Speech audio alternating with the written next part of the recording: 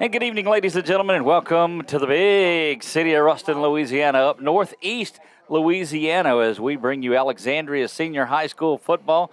They travel up 167. Hopefully, those of you that had my directions from last night weren't really paying attention to that. But here we are in Ruston, northeast side of Louisiana, District 2 5A, littered with teams from this area. Only Pineville and Alexandria are from the central Louisiana area.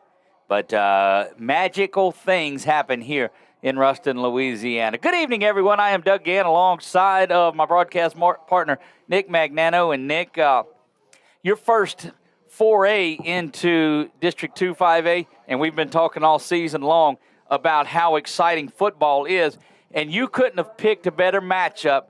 Some people might think this could be an early season district championship attempt out here. A lot of football to be played, but these are certainly two of the front-running teams in District 2 5A. Yeah, very excited about it. I tell you, watching them come on the field, I definitely see why we're in 5A football. They are a big squad. They look good coming out the locker room for sure, and that's why they're ranked number one. That's why they're 5-0, and I'm excited. But I tell you what, don't underestimate these guys in these purple and white jerseys down there. You know, we talked to a number of people, and of course, a lot of them are biased Ash Trojan fans. Some of them, of course, are neutral down the middle reporters like we are. Say that tongue-in-cheekly, of course, but a lot of them that we talk to, and all in agreement that they don't believe that the Trojans have played up to their potential this season. Now, that's the one thing, a negative about you. You look at somebody and say, well, they got a lot of potential. That means they're not living up to it. Each and every week, this Trojan team has gotten a little bit better. Yeah, for sure. I mean, I'll tell you what, I don't know if you can really, looking at the two losses they had, obviously if they're probably the third or fourth week or the fourth or fifth week, it might be different ball games. Indeed, I believe it would. You swap that Green Oaks game over with Karen Crow. Who knows? Because the continuity between Ty Feaster and his wide receivers has gotten a lot better each and every single week. We saw him warming up last week on that little back shoulder pass that was there. Ran a lot of stop routes ahead of time, but this back shoulder pass made a lot of difference, and he had a touchdown on it last week. Yeah, and then look at Mingo. Mingo's our leading receiver in the first game against Karen Crow. Okay, and don't get me wrong. I mean, great job. Okay, we give up 3 touchdowns in the air against Karen Crow. Now, all of a sudden, he's on defensive side. He's playing cornerback, and he has really shored that up. Well, and you couldn't move him over there if you didn't have E.J. Scott and Darius Washington and Jimmy Duncan step up at the wide receiver role either. Yeah, that's correct. And then Jay Frazier was out the first game against Karen Crow. Played a little bit against STM. Look what he's doing on the other side of Mingo. It's just been that type. And then you talk about the junior running back who there's been a long line of running backs that have come out of Alexandria. J.T. Lindsay is cementing his name among the very best. Yeah, and we talked about it last night, and Coach Bachman, I mean, he made it a point to point out to me in particular, because me being away from high school football for a long time, all I heard about was Ash was passing the ball. And he talked about, and he just went down the line on how many running backs they've had that have just 1,000 yards, 1,400, 1,500 yards. And that's very impressive, and JT's right in line for that. JT's well on his way. A lot of that offensive line that is out there. That offensive line has a pretty stiff test tonight. You look around the Ruston Bearcat defensive line, and you look for the small guys that are out there. You don't find them. We faced this against East Ascension, but these guys continue to come at you. And then you got two all-world linebackers at 21 and 22 that are there. Yeah, for sure. And, the difference is probably the history of the program and the coaching that Ruston has compared to East Ascension. I think it's the East Ascension, man for man, probably as athletic, probably as big. These guys are as big, athletic, and they're well coached. Jared Ball, the head coach, of course, of the Bearcats of Ruston. He picked up Todd Garvin this year. We've had that conversation over and over. He came over from West Monroe, took the job. He was at Ouachita. Great run with them. Took the job at West Monroe and found his way over to Ruston. That defensive unit, though, how about being anchored by a 13-year NFL veteran in Kyle Williams? Yeah, for sure. One of my favorite players to ever come through LSU. Cheered for him in the NFL, and comes back home. Right. That's what's impressive. Comes back home and really puts forth, the effort to help, this program. And they're number one. They're 5-0. There's a reason. They're probably the favorite, for this district. But you know what? I like these guys in purple and white. In the words of a close friend of ours, not so fast, my friend. That's right. And even if they come in at 5-0 and 0-5, there's magic that happens. You go back at the double overtime game. Brett, who stepped in and started producing for us this year, came along and tagged along for that game and got it. We talked about that on the trip up here. Bachman goes for two at the end of it on a game that was in double or triple overtime at that point. We saw the one where Daryl Moore, Baby D, catches a pass after what could have been a game that Ruston wins as well. But there's always going to be something special that you'll take away from an Alexandria Ruston game. So this is like the Arkansas LSU games. They always end up close. This is like Auburn, Alabama. It's like you throw everything else out. That's right. And this game is going to be a special one. We've got a lot of things ahead of you. We're going to get to the keys of the game. We don't have any of those fancy pictures that we had last week because I think we threw you off a little bit on there. Now, I tried to take it easy on you, so if your keys to the game don't work tonight, we're going to bring the pictures back out here. That's right. We'll have our the keys to the game brought to you by Why Not Stop. We have the Velar and Green starting lineups. We'll be working on our Southern Air Cool Play of the Game, and we'll also pick our Quibitos Player of the Week. You'll be able to see that on a show we like to call Coach Speak, and that comes up Sundays. So we've got a full line of action for you tonight. 3 of our teams in action. 2 of them were underway last night. Buckeye with a big, convincing 67-0 win over. Who did they play? My alma mater, okay. the Bolton Bears. I just wanted to. I'm still proud. And then Tioga makes the trip up to a very undermanned Pine Prairie and pick up the win 49-0. So 2-0 for the 446 sports teams. We've got Menard in action tonight. Of course, Alexandria is in action. And Pineville hosts the West Monroe team out of here. They don't use that, and guaranteeing a Rebels victory tonight in that game. So there you go. That wasn't much of a stretch, but so if you're looking around, watch some good football. Click between the YouTube channels, and you'll find all the football that you are looking for. Going to take our first break of the evening. When we come back, we'll get into our keys to the game. We'll get into our starting lineups, and we'll do all of that when we come back. You're watching Ash Trojan Football right here on 446 Sports.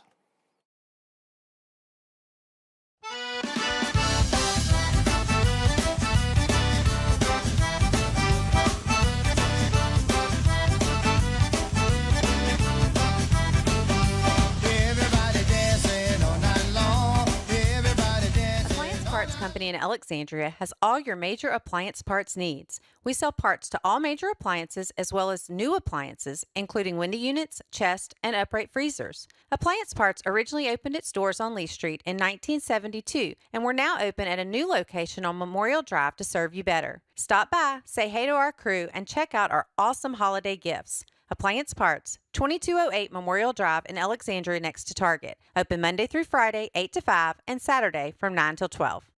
Wherever you are, you're there for a reason. You shouldn't have to make a trip to the branch to deposit a check. Skip the trip and use our mobile app to easily and securely deposit checks right from your phone, day or night, wherever you are or whatever you're doing. Download our mobile app today.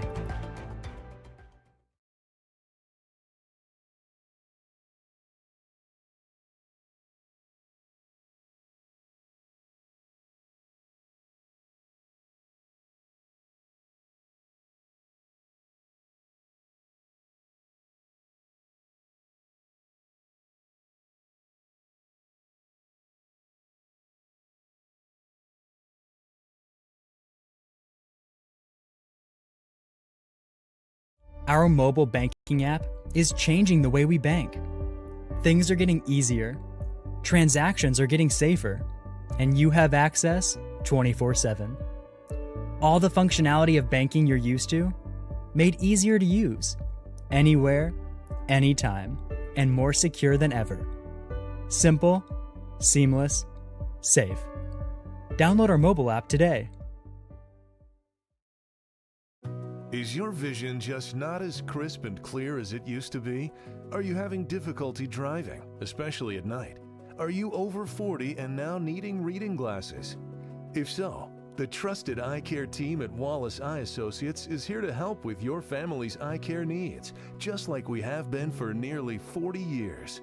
Call Wallace Eye Associates today at 318-448-4488 to schedule your next eye evaluation. And we are back to Ruston, Louisiana. Homecoming night here for the Bearcats. And interesting. Let's get into our why not stop keys to the game.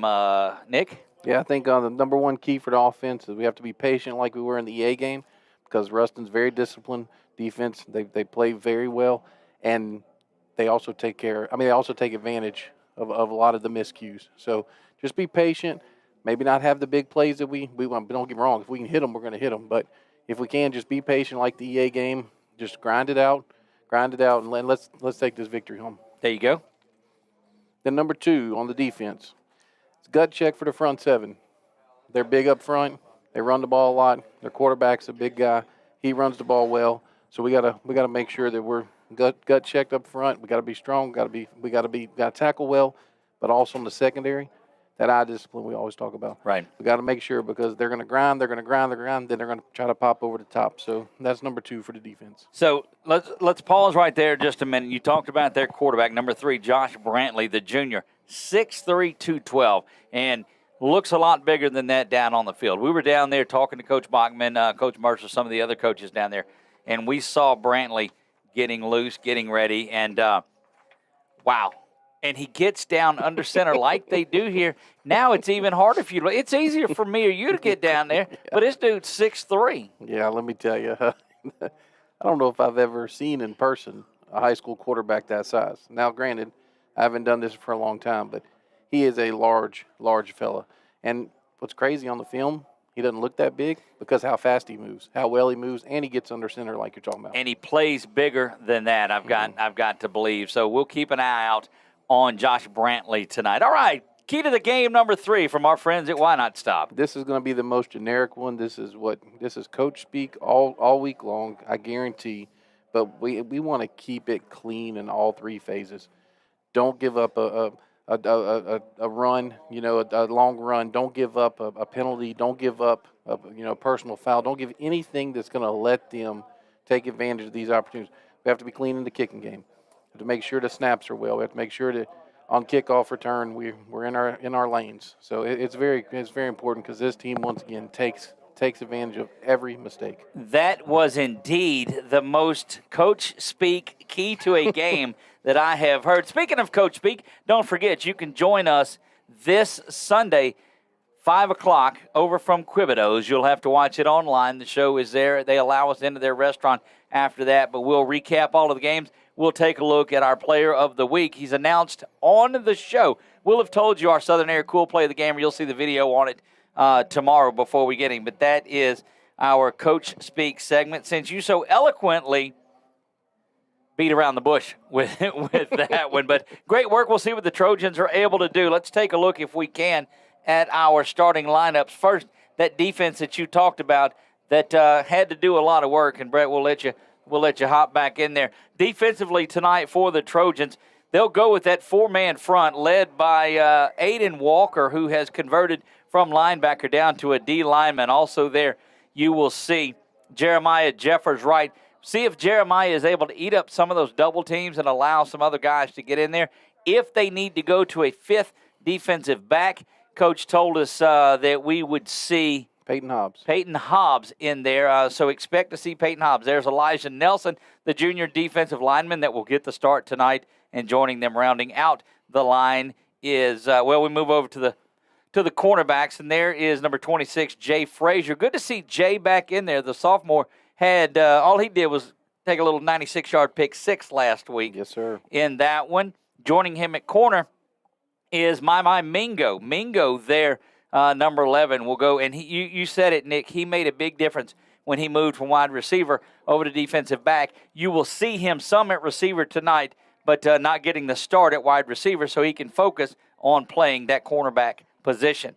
Moving over to the back half of the field, Jason Blackwell back in the lineup tonight. Great to have that young man in there. So the senior Jason Blackwell, leading tackler for the Trojans, is back in there at strong safety. Joining him at the free safety slot is junior number 16, Jaden Lewis. Jaden with an INT on the season also in that linebacking core that is going to be charged with being a big portion of that front seven and stopping this Rustin run is ex-White, number 46, Xavier White, is in there. And great, we've got his picture in there. Yeah, he's been playing so well, we got his picture in there.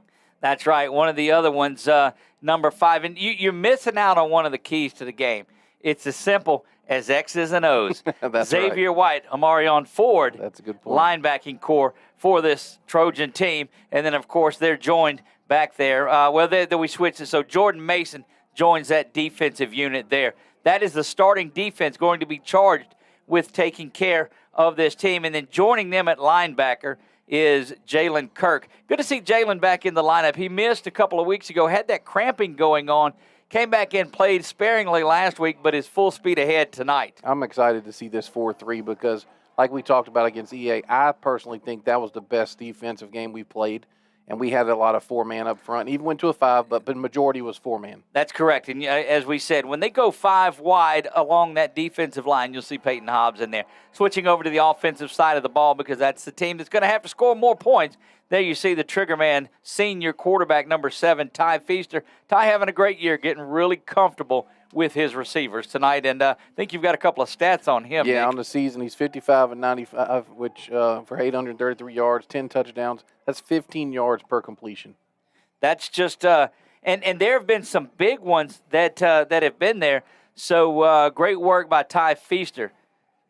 As we look at the running back spot, it is junior, and I still haven't corrected that, and I'm not going to correct it. Don't worry, he's not going away this year. That is junior running back J.T. Lindsey. Yeah, it's because he plays like a senior. He's got 97 carries, 567 yards, 10 touchdowns, and look.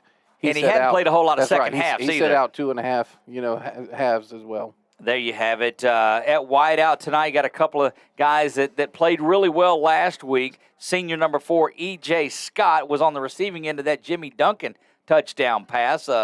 19 yards per reception. 19. There you see Darius Washington, number 3. He is a junior. Excited to have Darius Washington in the lineup at wide receiver tonight. And then over at one of the other was Jimmy Duncan. Jimmy can throw the ball. We saw him flat-footed throw it about 50 yards in the air. I think he's going to be a difference maker tonight. He is a key to what goes on here. It is Jimmy Duncan. Moving along, you see the H-back, tight end. He'll drop down and anchor that line as well, is the junior, number 85, Tanner Townsend, and that offensive line that's going to be charged with going against those big guys at left tackle. The junior, Caleb Pearl. At left guard is Jacoby Morris, number 72. Anchoring things in the middle is center senior, number 70, Cam Calderon. And then on the right side of it for the Trojans, Brett Bain is there at right guard. And out at right tackle is Hunter Rivette. And I know somewhere there's somebody watching that's happy that we took that R out of his last name. Right, so Hunter right. Rivette joins us there. Again, that is your Velar and Green starting lineups. Coach, you had a little something about the Southern Air cool play of the game. Tell me about that. Yeah, we keep talking about cool play of the game. Hey, maybe this weekend, Southern Air is going to be heating and cooling. So maybe we need to, check with them, see if they can come look at your system before the winter hits. It's going to be in the 40s.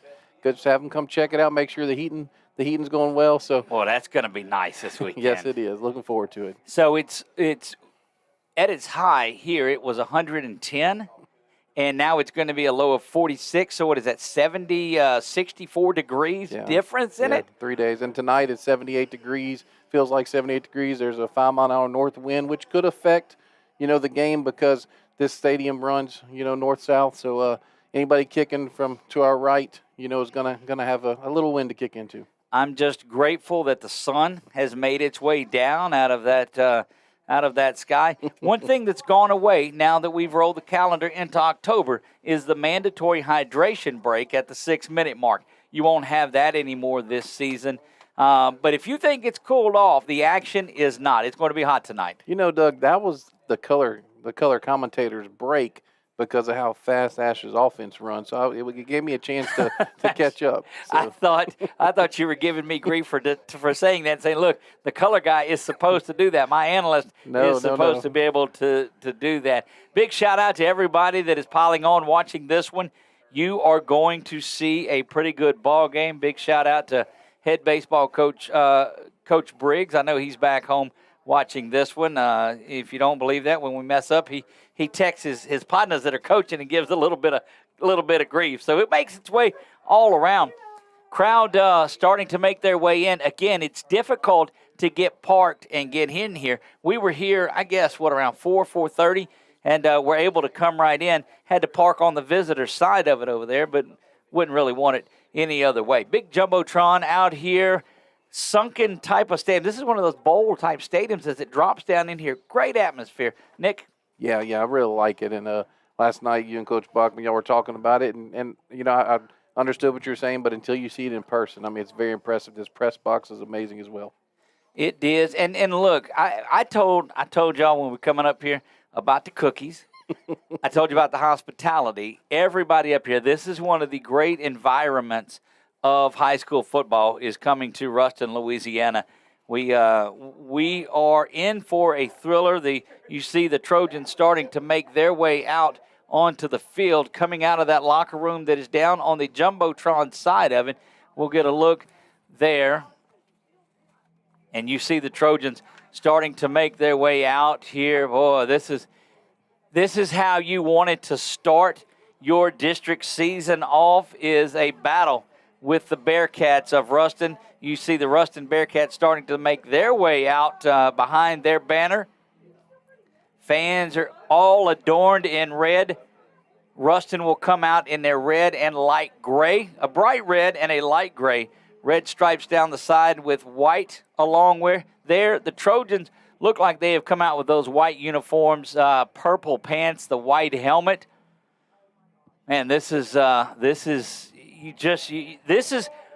what you play high school football for, is games like this. Again, I am Doug Gann alongside of Nick Magnano. Brett Stallsby pushing all the buttons tonight as the Bearcats make their way out.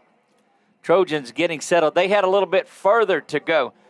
Rustin comes right out, and they're at their banner, and they're here. One thing, don't you notice the different ways that people come out of a game and get ready for it? The Trojans walk in front of their fan base. That's something that's been going on for a while. You see them getting ready to go, and here come your Alexandria Senior High School Trojans, and we are just a few minutes away from getting this thing going tonight. 6:53 if you are looking at your clock, and we'll get captains. For the Bearcats settling in over there, looks like number 85 and 77. That would be Nehemiah Addison, and 77 is defensive lineman DeMario Nash. Joining them is number 69, and that is Kylan Bradley. Take a look across the way. Mingo is one of your captains. Cam Calderon is a captain. Yeah, it looks like Hunter Rivette and Jalen Johnson. There you go. I see Aiden Walker, but he may just be back. Yeah, they're coming to their feet now. We're going to take a commercial. When we come back, we'll get things going here with the coin toss. Don't go anywhere. We'll be right back. Is your vision just not as crisp and clear as it used to be? Are you having difficulty driving, especially at night? Are you over 40 and now needing reading glasses? If so, the trusted eye care team at Wallace Eye Associates is here to help with your family's eye care needs, just like we have been for nearly 40 years. Call Wallace Eye Associates today at 318-448-4488 to schedule your next eye evaluation.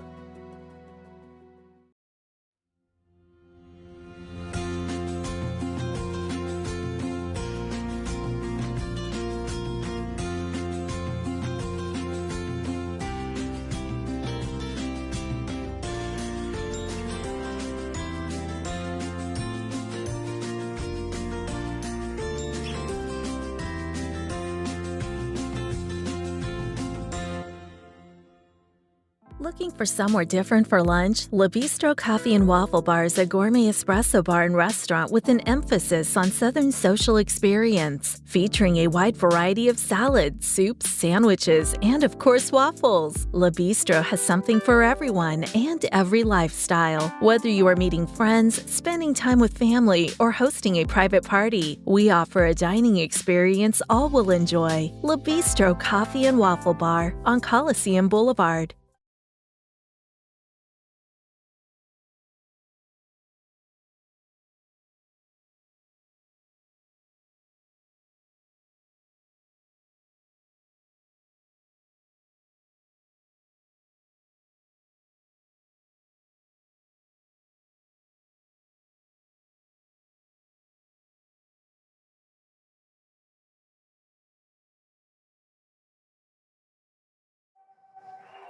There you go, a rousing rendition. It all started with a sketch on a napkin.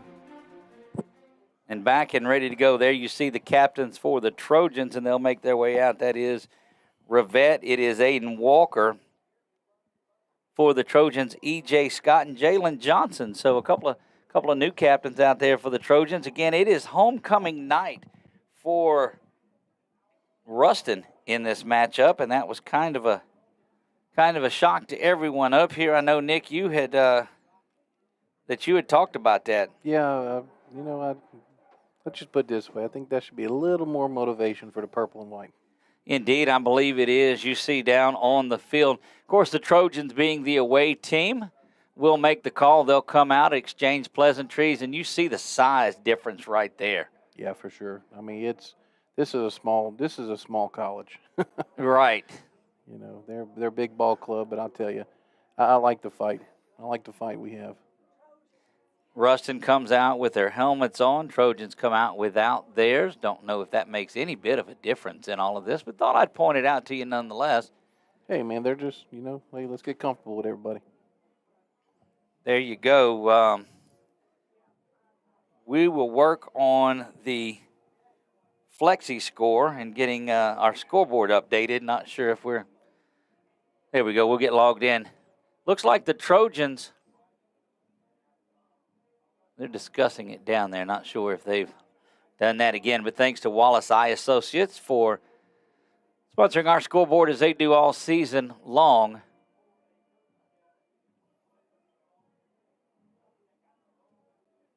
I think Rustin won the toss, I think. Yeah. And do you come out and take the ball if you're Rustin? I think I would. They have deferred, so that'll get that Trojan offense out there going first. And the one thing you cannot do in this situation, Nick, is come out with a 3-and-out. No, for sure. And to be honest with you, I mean, if it was me and Ash, I mean, I would have deferred. I would have let them have the ball. But Rustin with their ball control, I figured they would have tried to take the ball first. But hey, if they get it at the end of the first half, and then they start the second half. But I'm excited. Let's see what we can come out here and do with this offense. Let's see if we can put some points on the board and start fast.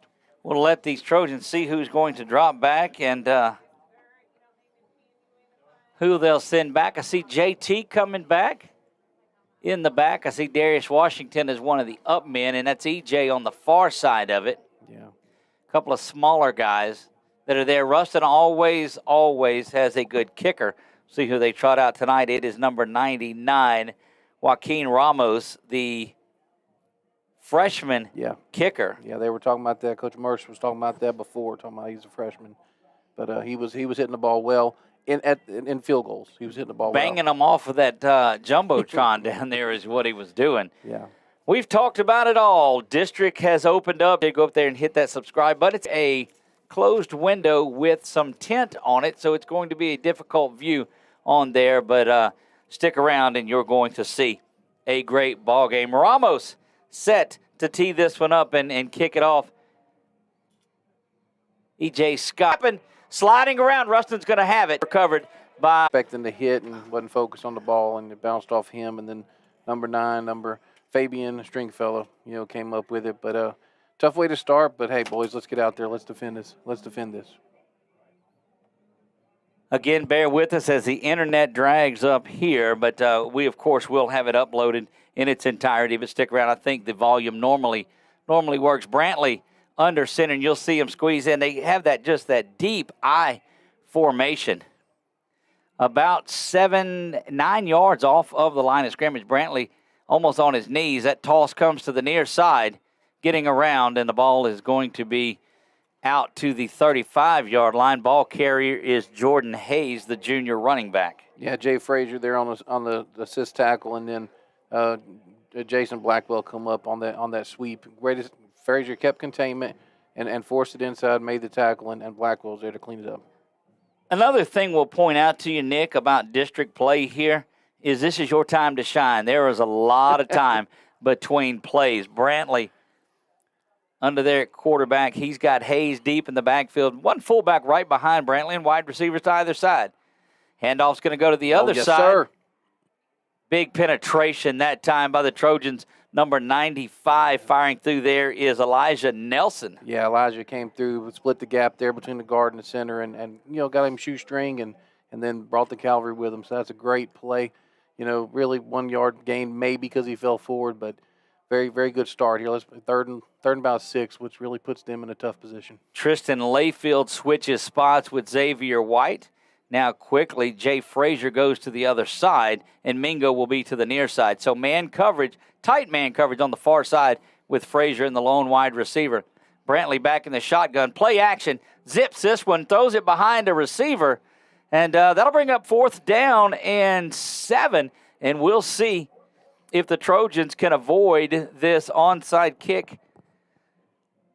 Yeah, that's what you want, Doug. You want to get them in 3rd and long, 3rd and medium, and make him throw the ball. Make him beat you. And that's where we're at right now on this 4th down as well. Big play early on for the Trojans. See if they can come up there and get a turnover on downs. Brantley back in the shotgun. 3 receivers, 2 to the top, 1 to the near side. Actually, 4 receivers out there. Going in motion now, an empty backfield. Brantley's going to take it up the middle. Got to get a tackle on him, and he does not. Brantley, just a designed quarterback draw, goes 7 yards and picks up the 1st down. Actually give him 9 all the way to the 25, and that's the difference that Brantley makes. He can take off and run anytime he wants to. Yeah, for sure. There as well as Elijah did on that first play, he kind of got shook there, and then there was nobody behind him. So great play call. But that's what you're going to see with him. They're going to spread you out, and he just becomes a 6'3" tailback. Indeed, and he's got, they start that tailback so far back. They get a good line and let that offensive line block. That's the first big play of the game. Rustin makes out her second one. That onside kick was one as well. And now a 4th down conversion. 25-yard line. Go the Bearcats. That is Hayes up the middle. He's met on the interior line by that Trojan defense. That was, that was actually Jaden Lewis who filled that. That was a great solo tackle on Jalen. That Jaden Lewis there had. I tell you, he's hard to see behind this big line. that running back's hard to see. He's probably the shortest one on the field. Jalen Kirk goes off, and Peyton Hobbs does come in for that extra defensive lineman. We told you that would happen. And here you go. 5 down linemen for the Trojans. Brantley back, gets it to Hayes along the outside. Got to come up and make a tackle, and does. Beautiful work by my Mingo. Pickup of just 2. That'll bring up 3rd down and 3. Yeah, and that's been another positive out there is he is a sure tackler. I don't want to jinx him, but that was a great tackle. That could have been a big play if he would have got outside of Mingo there. You see just the substitutions here. You bring a bigger set in, and Coach Mercer said that's one of the biggest things you'd have to watch for is the substitutions that were made by this Ruston team to get the correct personnel out there. just inside the 20 to the 19-yard line, 3rd down and 4. Go the Bearcats moving right to left. Brantley back to pass, zips this one over there, coming up and making a big-time hit for the Trojans. And what do you know? It's Mingo. Yes, sir. Yes, sir. He broke it down, made sure everything was in front of him. Here we go, 4th and 4. Let's stop him this time, boys. So we've had an onside kick recovered by Rustin. We've had a 4th down carry from Brantley that got the first. And now this is the second attempt at a 4th down conversion for Rustin. You've got Brantley there. Everybody spread out again. Watch for the carry. If he empties the backfield, doesn't do it. Trojans are able to get back onside. Coming in quickly was Layfield, but he's able to move back. I wonder if he was trying to draw him off there. Brantley quickly to pass and jumping that route, but good pitch and catch. Wow. Boy, you had two guys over there. Mingo jumped that like he was the receiver and just missed it. You know, in 5A football, Doug, sometimes, a better play just beats the best defense because, like you said, there were 2 people there. One was over the top. One was one was underneath, one was behind him, and he dropped it right in there. That shows you the confidence that Brantley has in that arm of his, and why not? Brantley back in the shotgun once again. This time, the first time on 1st down, handoff goes to a new back up the middle. That looked to be number 26, Dylan Brooks, the junior running back, and he's a load at 5'10" and 210. Yeah, we didn't touch him until Xavier White hit him, 4 yards on our side of the ball. So we gotta hold our gaps in the defensive line here. 5.5-minute drive, and it's about a 30-yard drive is all that it is. Rustin doing exactly what they wanted to do on here. Stole the possession. We'll see if the Trojans can find a way to bend and not break. That defense is playing well. Again, there's that called snap from Brantley. He's going to make his way to the end zone, and he's in there. That is an 11-yard touchdown run from Brantley. Josh Brantley just calls his own number and takes it to the house. Yeah, Xavier White was on the outside there and just didn't quite keep contained. Of course, I know it's a little different position for him, and once he got outside, he was gone. Not what you wanted out of there. And again, you've got Rustin now that will get the ball to start the second half. And so you've seen him come out, and that's actually Jared Ball football. That's what he does. He and Bachman are so identical with the way that they coach their plays. Yeah, and 2 4th down conversions was really going to hurt you. Both on the legs of Brantley, who added the touchdown. Ramos on for the PAT. That kick is up, and it is good. 7-0. We'll be back right after this. You're watching Ash Trojan football right here on 446 Sports. It all started with a sketch on a napkin. An idea created by 2 walk-on bench warmers. And after 10 years of hard work and perseverance to turn their dream into a reality, it's the #1 sports bar in America. Welcome to Walk On.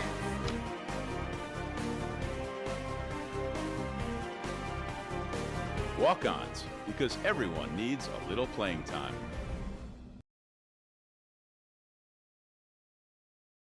Coach Jared Ball takes a play out of the Thomas Bachman playbook, calls an onside kick to get things going. When you're that good and that sneaky, it is a great combination. And Rustin starts this thing off with a 7-0 lead on about a 6 or 5 minute drive, 5 minutes, 2 seconds, 40 yards, and that is a high sky kick going to be pulled. It bouncing around. Trojans have got to fall on it, and they do. My goodness. Near catastrophe as that one bounced around. Tanner Townsend looked like he is on it, but the Trojans will have it some 5 minutes into the game, nearly 6 into the game, and we are at our first possession. Rustin did exactly what they wanted to do. They came out, they stole a possession, and went down, chewed up a lot of clock. Trojans have got to get something done offensively, and they've got to let that defense rest a little bit. J.T. Lindsey is behind Feaster. You see E.J. Scott to the near side. Up along the top is Darius Washington, and a receiver in the slot that we'll see who that is. Kirkland Bates. Lindsey switches sides with Feaster. Feaster back. Lindsey does get it. He's trying to get to the outside and doesn't. Has to cut back in.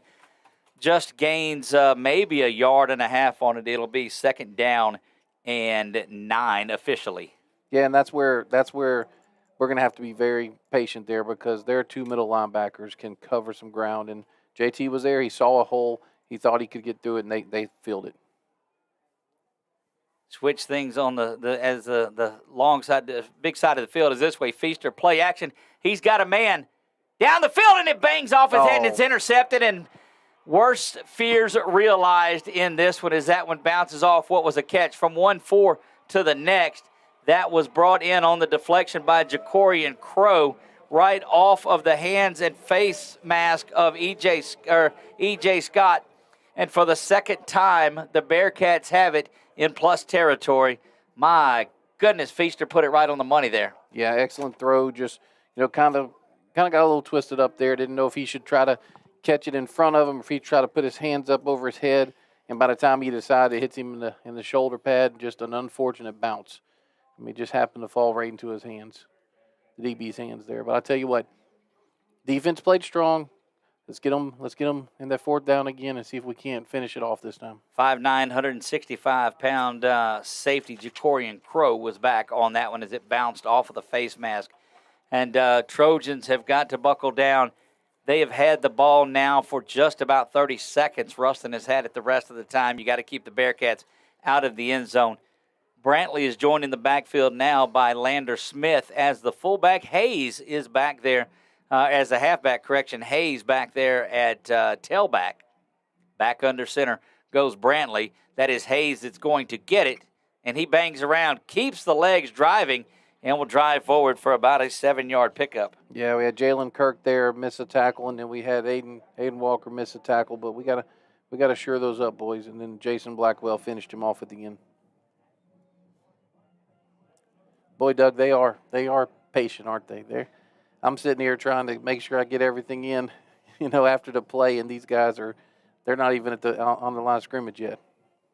No, look, I'm telling you, they are content to have just a couple of possessions a time. Yeah. We got to be more sure-handed on that one. Understand the picture is a little dark, but we're going through tint. Brantley back to pass. This time he's throwing that fade. Yes. Great coverage by Mingo. Looked like Mingo was running a post route. Yeah, he had the inside leverage, and he was reading the quarterback. And I tell you, Doug, that's what we talked about. We get them to where they have to throw the ball, and it's going to be a different ball game. We got to make this tackle here and make them make a decision.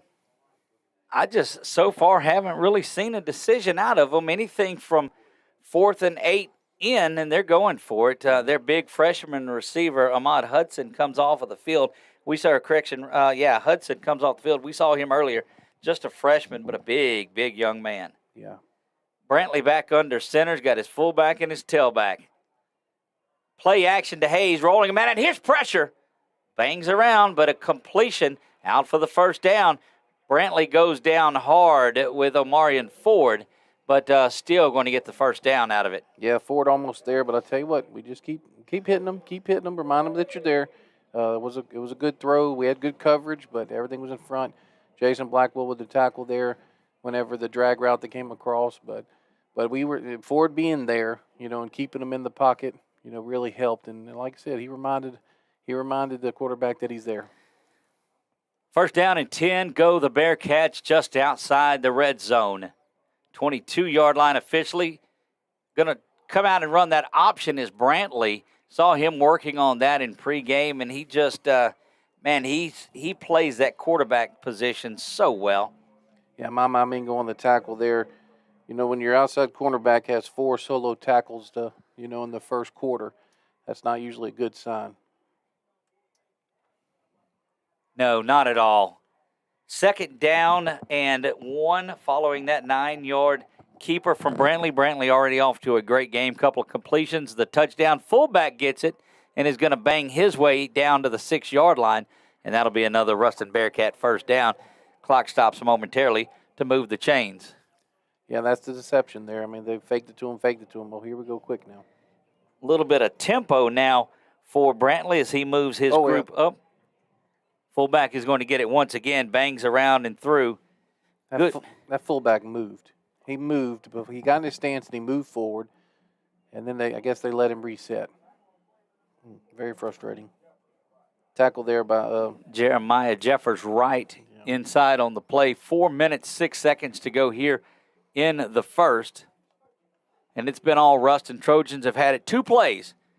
A run by Lindsey and an INT that had an opportunity to have tied this thing up. But instead, Ruston looking for a 14-0 lead. Brantley ducks down under center. Back to pass now, throwing that quick one. Ooh. Bounces around and it's intercepted. Trojans have it. My Mingo's got this one. And how about one bounce deserves another there? That's it. That's why you play the game. That's why you play the game. We'll see if they show that one on the big Jumbotron here. They don't. They go to commercial. Boy, the Trojans just talking about that's a big time swing right there. That is. That could have, like you said, that could have been a 14-point swing, but also it looked like Mingo fell. He was on his back whenever he caught the interception, and the tight end was wide open, and the quarterback just overthrew him. Brantley overthrew him. We'll see what your Trojans are able to do here. You say it over and over. If they can get Brantley to where he's got to beat you with a pass, I think you got a good chance. That's it. In this one, Lindsey back there with Feaster. He's got 2 to the top, 1 to the near side. H-back in there is Townsend. Lindsey's going to get it behind the blocking of Townsend, but actually that was Bain that was leading the way out there. Lindsey picks up just a couple. Yeah, and that was one to where if he turns him inside, if he turns him inside, we're looking at 6 possibly there. But we'll take that 2-yard gain to start out. Lindsey doesn't have to have a lot of big runs. He's just got to find that seam. There's that little inside touch pass, and EJ's trying to get his way to the outside, slung down by number 22, and that's Jaden Mayfield, one of those that's just a big-time ball player. Yeah, I mean, watching film, that was impressive. And we all know how fast EJ Scott is, and he just run him down. 3rd down and 5. For the Trojans. They've got it following the INT, a turnover apiece. Feaster going back to the air and throws that one behind Bates.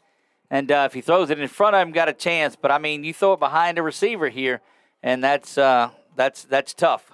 Yeah, and there's a defense end we talked about, number 24, just putting the pressure. I like to see the replay. I mean, he was very close to Feaster on that one. But to be 6'4", 267 pounds, and to be able to rush a passer like that must be nice. Trojans bring Crenshaw in to punt now. Normally we've seen Feaster most of the year. Back deep to receive is Nate Johnson. 2:42 remaining here in the first quarter. That one's low, but going to get it out of there. Crenshaw does a good job. It's kind of tipped, but will bounce and roll inside. And there's a penalty flag on the field. You got a hold on this side, Doug. To the near side. It's going to be post-possession, but that still should push Rustin back a ways, and we saw that defense hang in there on that last drive, and we'll see what they do with a full field. First time that Rustin will start in minus territory, if you will, their own side of the 50. I wonder this discussion. Surely it was after the snap, wasn't it? Got to believe it was after the kick, at least, as they'll come in from the sideline. And, we've seen these officials all year that'll come in and talk about it. Yeah, it was post-possession, or post-kick. So you'll see a holding against Rustin. That's going to back them up. That's what I thought I saw, but I was wondering why they were discussing it so much. West Monroe over Pineville, 7-0, 3:56 to go. Pineville held them out of the end zone first drive, so that was West Monroe getting there on the second drive. Reverse here as Rustin gets in on their first drive, throws an INT in the end zone on drive number 2. But we're just about the same style of game as this one is 2.5 to go in the first.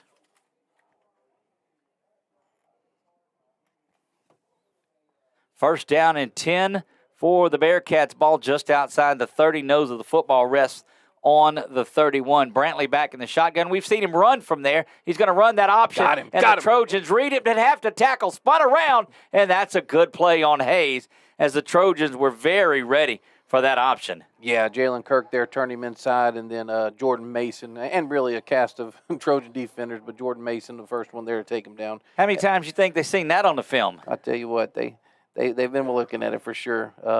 Jalen did his job to there. Jalen, I mean, that's what you have to do. You have to force him back inside, and on the touchdown, we didn't.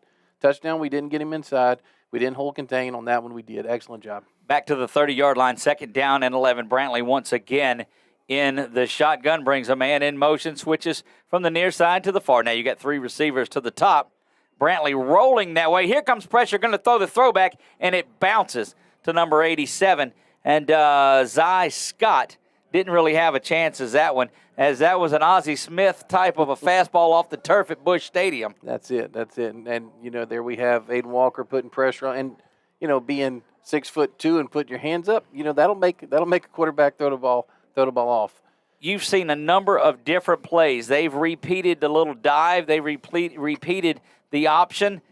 Watch for Brantley to try to do something with his legs here and shorten this up just a little bit. 1:45 to go. 3rd down and 11 for the Bearcats from their 30.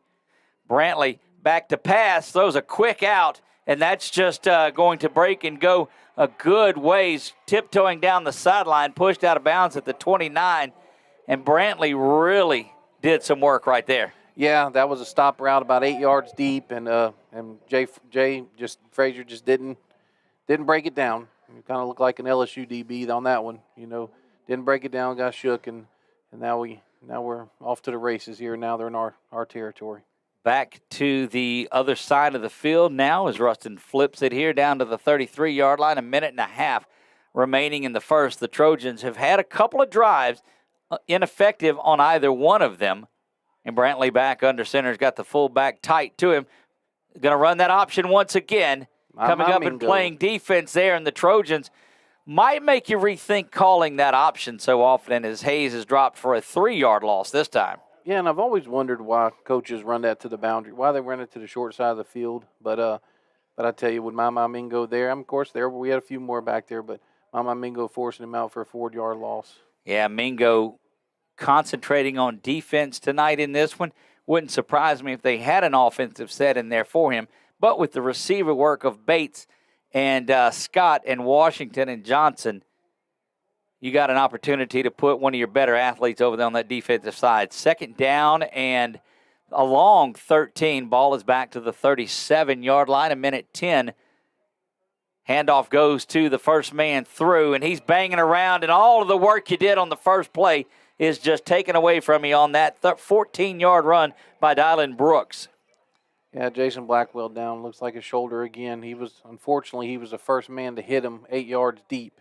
So on that play there, and then we had. Yeah, they'll get an official's timeout, and they will bring Blackwell off. And didn't really practice much, did Blackwell? Just trying to keep him ready for today's game, and you see him off the field. Leading tackler for the Trojans has gone off here with 54 seconds to go in the first quarter play, trailing 7-0. Brantley's going to keep that himself, go up the middle. He's hit in the middle and hit hard and drop down. I'm going to tell you, you keep banging around on him, keep hitting him pretty hard. We'll see what happens as they get into the 3rd and 4th quarters of this one. But my goodness, very rapidly moving first quarters. We're down under 30 seconds in this one. Yeah, we have Rylan Hall, number 18. It's been a while since we've called his name, but he made the tackle on that one. He filled the hole, but once again, Doug, that's 5 yards, 4.5 yards there before contact. We've got to hold our gaps on the defensive line. We've got to change that line of scrimmage. Handoff goes to the fullback, gets down to the 15. That's going to make it 3rd down and 2, but we won't see that play until we get to the 2nd quarter of play. Ruston Bearcats lead this one 7-0. They did it on the first drive when they recovered the onside kick, and that's been the only scoring. Can the Trojans keep them out of the end zone to start the second quarter? We'll see when we come back. You're watching Ash Trojan football right here on 446 Sports. I'm Jason Hall with Farm Bureau Insurance. Did you know that September is Life Insurance Awareness Month? Our team is here to educate about life insurance and help you make the right coverage choices with the right agent this month and every month. Taking care of your family can be simple and something you can do today. There's no better time than now to learn how life insurance can protect your family's financial security. So talk to Hawk at 318.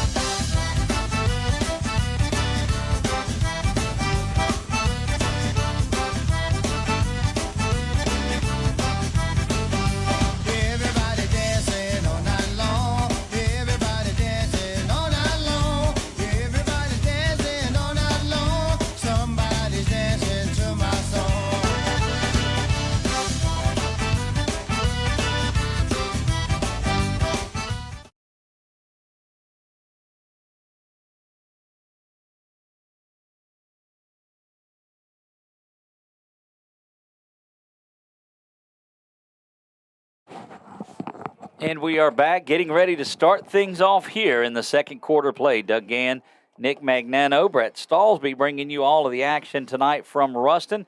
Bearcats lead this one 7-0 on that Brantley scamper. And Josh Brantley, the 6'3" quarterback, just a monster for him.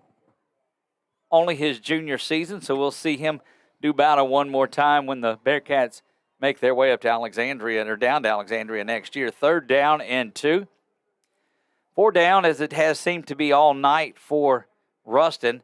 First man, no, it's going to be Brantley on the keeper. Jaden Lewis comes up and puts a shoulder pad in him, but Brantley falls forward for 7. Yeah. And it's 1st and goal. Aiden Walker went down with the fullback, tackled the fullback, but so it didn't keep contained there, and Jaden Lewis come up with the tackle, solo tackle. I tell you, this guy, he falls forward. It's 4 yards, 5 yards. Indeed, it is. New running back in there. That is Brooks. We've seen him bust off some big carries tonight. Brantley keeps it this time, runs that option again. Brooks is going to get it, and he's going to power his way into the end zone, just running over defensive players for the Trojans. And that's the second touchdown of the night. That time, the option did work, but you ran it to the far side. Yeah, he shook Jaden Lewis, went inside. Jaden had good contain, went inside, and then he run over Ryland Hall. I mean, he lowered it, and we just didn't get low enough on that one.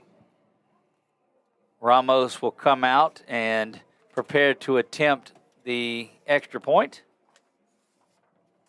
Out of the hold of number 11, Peyton Martin, the junior wide receiver for Ruston.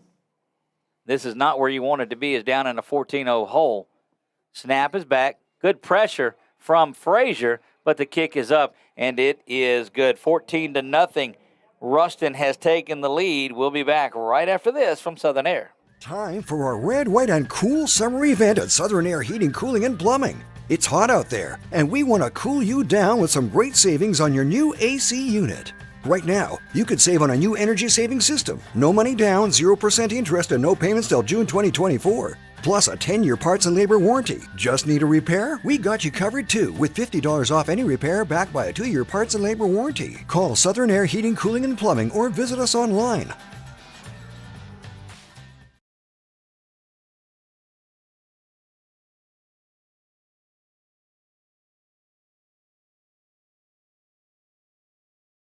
And we're back quickly into the second quarter. Ruston caps off that touchdown drive. And the Trojans have got to do something. Nick, how many offensive plays did they have? We've run 5 offensive plays for 6 total yards.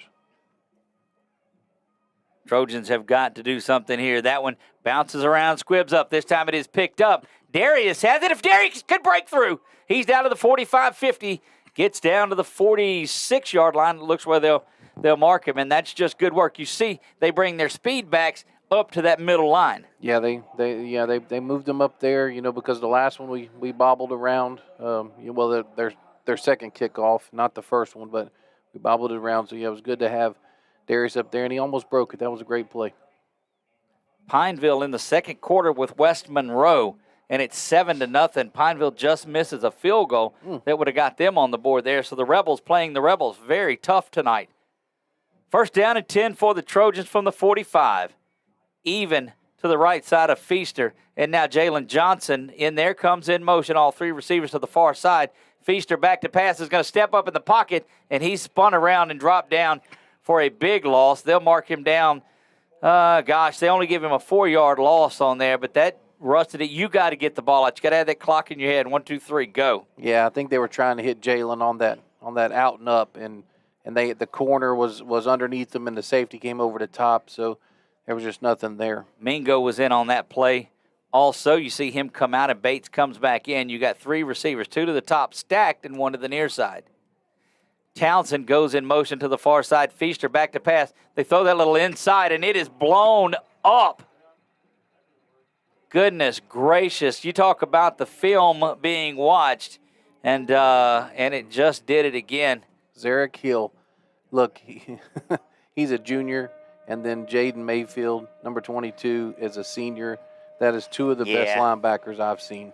Yeah, that's almost not even funny. He's got 1 offer from Tech, does the senior of that duo. That is Mayfield, but expect some Power 5 offers to come from him. 3rd down, 17. Trojans behind the sticks. Had it for a play inside of Ruston territory, and now no mas on that. 10 minutes to go until halftime. 14-0. Ruston leads this one. Feaster stepping up, throws this one. Jalen's. You're going to find, we'll see if Bates is whistled for the pass interference or if they're going to call that on. I think number 5 held. I think Rustin. Nate Johnson we'll see if held. If it is, it will be 10 yards and a good opportunity for the Trojans to have one more shot at it. Putting the flag back in his pocket. It is 3rd and 17. Yeah, he's pointing. So holding is against. Yeah, so it'll be another 3rd down, very manageable now. It'll be 3rd down and 7 following that 10 yards. Those of you scoring at home, it is not an automatic 1st down like you see on Sundays. But it makes it a little more manageable. But I'm telling you, Jalen had that one in his hands. 3rd and 8 officially, they'll mark it. It would have been a big play for sure. Thibodeau comes in motion this side. They try to throw it out of the backfield, and that big paw just goes up there, and Bearcat slaps it back, does Ahmad Bro. Yeah, boy, what a play, because I tell you, JT had some yardage there. But just like, Aiden, Walker did against their quarterback, you just got to get a little bit higher than that. They're just so long and athletic out there. Nate Johnson back deep to receive. He stands at his own 15-yard line. A little bit of a field flip, but the Trojans aren't so much concerned about field position. They've got to get some points on the board. They trail. Crenshaw gets that one off the turf and kicks a low liner that's going to bounce around and fall down at the 20-yard line is where it'll sit, rolls just inside. And Crenshaw has done the kicking tonight. We've not seen Feaster back there. Yeah, that one, he kind of looks like it went off the inside part of his foot instead of hitting it on the outside part of his foot. And fortunately, it was, the way it was hit, it was spinning, to where it would take a bounce and got about 7 extra yards on that bounce. But we've seen those go up in the stands about 5 yards past the line of scrimmage. Yeah, Doug, that 7-yard, that 7-yard penalty or that holding call, that 10-yard penalty. Yep. That was more than we have total yards so far this game. Ouch. Yeah, sometimes you got to keep the stats to yourself. 9:44 to go until halftime. 1st and 10, Brantley in that Bearcat offense. Ball is on the ground. Trojans have a shot at it, and they come out of there with it, it looks like. Bouncing around. Last man out with it. If Rustin gets that one back, that is a gift from the Trojans. Are hopping off because they feel like they've got it, and they do. Big-time work, and that was just a bad handoff exchange that was in there. But the officials have already signaled the Trojans have it, and they do. The white hat makes it official. And the Trojans desperately needs it. Yeah, Elijah Nelson fighting for that one, gets the ball there. What a great. I will tell you this. They did have multiple fumbles in this season, but they've been very fortunate in getting them back. So they will put the ball on the ground. Wait, what happened? they're calling Rustin back out there after everybody, even the officials, and they're giving him a couple of yard gain and the football back after everybody had. Well, the referee pointed in our direction. I mean, he pointed in our direction. Have to get a little clarity at halftime, but I don't know how you can clarify that after you mark it. Yeah, even everybody in the press box is wondering. 2nd down and 7 now. Man in motion for the Bearcats. Fakes that. That's kind of a play action on that little touch pass. And Brantley is going to keep it. He's going to pick up 2 or 3 on the play. It'll make it 3rd down and 5, just outside the 25-yard line. And, man, I don't have an explanation for that one at all. Yeah, I mean, I'm confused because they pointed our direction. Mason had the ball when he gets off the ground. Even the Rustin people in the press box were like, oh, it's still Rustin's. 3rd down and 5. Brantley claps and then looks over to the near sideline. Looks like we had a play there, Doug, and didn't come through for us. Oh, he going deep, and Jay falls down with that one, but the ball. Yeah, it was great coverage till the receiver run through him. So, hey, that was the receiver. Surely the contact. Surely they don't go for it down here. No. There we go. We got to, like I said, get him in this position right here. Get him in 4th and medium from, make him throw the ball. Our 3rd and medium, make him throw the ball, and that's what we did. 8:44 to go until halftime. Trojans, deep man is Washington, but there is a timeout on the field taken by the Trojans, and they just want to go out and talk about it. You can ill afford any type of a fake right there. Or even offside, although it looks like it would be maybe a 1st down with the 5 yards, but just hold your water. Make sure we let him get the ball off. Fair catch, or of course we know with Darius, Darius going to try to make a play, which is good. You got to be careful though, because they just get back there so fast. Does this Bearcat team? How about snapping one over the top of Ramos's head? Yeah, that wouldn't hurt my feelings either. But like I said, we just need to hold our water on the line. Don't give them, because like I said, we're right on the edge. Don't jump off sides. Don't any of that. Yep. Spread line as they hustle the water off the field. These offenses on punch just crack me up as they all spread out so far. Snap is there. It's a good one, and that is a high end-over-end kick. Washington fields that at the 41 and does a tremendous job of coming in there and had guys right in his face. That kicking game of Rustin is on point. Well, I tell you, he turned that ball over. The kicker almost turned it over. And if Darius doesn't catch that bounces, that goes another 20 yards. That was a great punt, and he did a great job of fair catching that. J.T. Lindsey comes back out with Feaster. Townsend to the near side, and Grayson Thibodeau joins them there. So you've got a lot of blocking set up, trying to slow down the rush of the Bearcats. Trojans, 10 yards on that penalty was the most yardage that they have. I think they're under 10 yards on to the night, and we're 8 minutes to go. Toss goes to Lindsey, trying to get some running room, barely going to get back to the line of scrimmage. They'll give him half a yard on that one, and the offensive woes continue for your Trojans. Yeah, I think, of course, I mean, I'm up here, and I'm 240 pounds, but I think if he goes outside, I think he might get the 1st down on that one. Bates, the lone receiver, all the way to the near side. Checks the official to the near side. He stands with his foot on the 40, and there's that toss again to Lindsey, finding some room outside like you talked about, and is going to fall down at the 50-yard line. He'll fall right down onto midfield, and that is 3rd down. Finding a little bit of room, getting Lindsey out in space. Yeah, I think he saw that the play before, and just he wasn't going to let him beat him to outside this time. 3rd down and a yard to go. You got to believe the Trojans will go for it from here. Lindsey goes up the middle this time, gets the 1st down, and a whole lot more. Keeps the legs grinding out to the 41-yard line, where his forward progress will mark him down. Yeah, we look like we got a 9-yard gain there, just right off the left, and just right off the left end.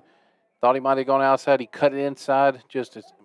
When he sets that right foot down, he goes, and that's a 9-yard gain for the 1st down. Excellent play, and this is where we were talking about the patience. That's correct. That's where they need to be. H-back to the far side for the Trojans. Lindsey and Feaster. Now you bring a man in motion. That's EJ. Handoff goes up the middle to Lindsey. He's met in the backfield by big-time number 94 was the first man through, Peyton Bell. Yeah, no gain there. Just sometimes you just get beat up front, and Bell made the play on that one, and might have been one Feaster might have should have kept. I mean, that's his read. His read is there, and if he kept that, he might have gotten a few yards. 2nd down and 10 for the Trojans. Back to pass is Feaster. Snap throw. That's that comeback we haven't seen in a couple of weeks. It's complete to the far side and out of bounds. That's going to be another big Trojan first down. Yeah, that's EJ, and I'll tell you, I think that might have been a targeting. That free safety came over after that cornerback held him up, and I'd like to see a replay on that. And you see him coming off of the field. We'll have to look at it again tonight, but they are in the ear of that official. Trojans are due for a touchdown. I see Coach Lott in the backfield over there. That is Duncan that's in there, and he spun around and thrown down. Looked like Jimmy Duncan, and it was, and Lindsey comes back in along with Kirkland Bates. Now Bates turns and goes back off the field in favor of Mingo and Jalen Johnson. Let's see if one of these guys can get free. Mingo will drop down in the slot. He is on Nate Johnson. He had the pick earlier in the game. Feaster once again behind the sticks on 2nd down, and they'll give him 11. 6:16 to go until the break. Trojans in need of getting on the scoreboard here. Feaster calls for it and receives. Back to pass, going over the top. Trojans have a shot at it, but just overshoots Jalen Johnson. But I'm telling you, Nick, you're getting behind that defense. Yeah, it's there. You're exactly right. And of course, I think he leaves his feet there. He may make an opportunity, but I will tell you, Mingo was wide open in the seam, if I'm not mistaken. It'll a safety, one safety over the top. He floats the way of Mingo. No safety help on the far side. E.J. Scott's back in up top, so that's a good sign. Good to see him there. Darius Washington and Mingo to the near side. Mingo settles into the slot. You've got man coverage with one safety over the top of it, and now backing off in coverage. Townsend coming to the near side. There's that slant. E.J.'s got it. Cuts upfield. Going to be a first down to the 11-yard line. And a flag comes in. There's going to be a little extracurricular, and that may very well push the Trojans back. But Coach Ball getting into it with one of the officials, and he goes into his pocket to throw the flag and doesn't do it. Well, he doesn't have his flag. He threw the flag already. Come on, big fella, throw your hat. Boy, Coach Ball is not happy about this. What is this call going to be? If that's something that backs the Trojans up and stops that first down, that's tough. And if it is, then he should be flagged for being at the 20-yard line on the field. Like you said, the side judge went into his pocket, but he didn't have the flag. Could have thrown his hat. Of course, the back judge came up and kind of separated them. But you got your hand in your back pocket when the guy's giving you the business. Like they said in the old days, he was giving him the business. Yeah, let's see what we got here. I think you might have Townsend, might have got a little aggressive on this. Going to call a dead ball foul, unsportsmanlike conduct against the defense. We'll see if it offsets. Nope, they don't do it. So it's going to be post-possession, end of the drive, so it'll make it half the distance to the goal line. Trojans have got to pay this one off. Okay, so we had an 11-yard gain there for the first down. And then add on half the distance to the 11, so 5.5 on the penalty, and that'll put the Trojans actually on the 4-yard line just inside the 5. And here is the best opportunity for the Trojans. Look for JT to get something here, but you know that Rustin is going to be crashing the line. Mingo in the slot. He joins Washington to the near side. No safety up top. Feaster calls for it. Lindsey gets it. Lindsey off to the right side, banging around, and gets down to looks like the 2-yard line. Yeah, 3-yard gain there. Just a tough tackle there off the right side. Tough run off the right side. Here we go, going quick. Tempo for the Trojans. Lindsey's got it off the right side again, banging through there, trying to give him the old Reggie Bush push, but unable to get him in, and that's going to be 3rd down from the 2. Boy, if Feaster's got an opportunity to pull that and bootleg his way around. Yeah, no gain on that one. Here we go, 3rd and goal. Third down goal for the Trojans, definitely in 4-down territory. Rustin takes But timeout. Rustin gets the timeout. We'll take a quick one with them and be right back. Don't go anywhere. You're watching 446 Sports. You're watching Ash Trojan Football on 446 Sports. There you have it. Is your vision just not as crisp and clear as it used to be? Are you having difficulty driving, especially at night? Are you over 40 and now needing reading glasses? If so, the trusted eye care team at Wallace Eye Associates is here to help with your family's eye care needs, just like we have been for nearly 40 years. Call Wallace Eye Associates today at 318-448-4488 to schedule your next eye evaluation.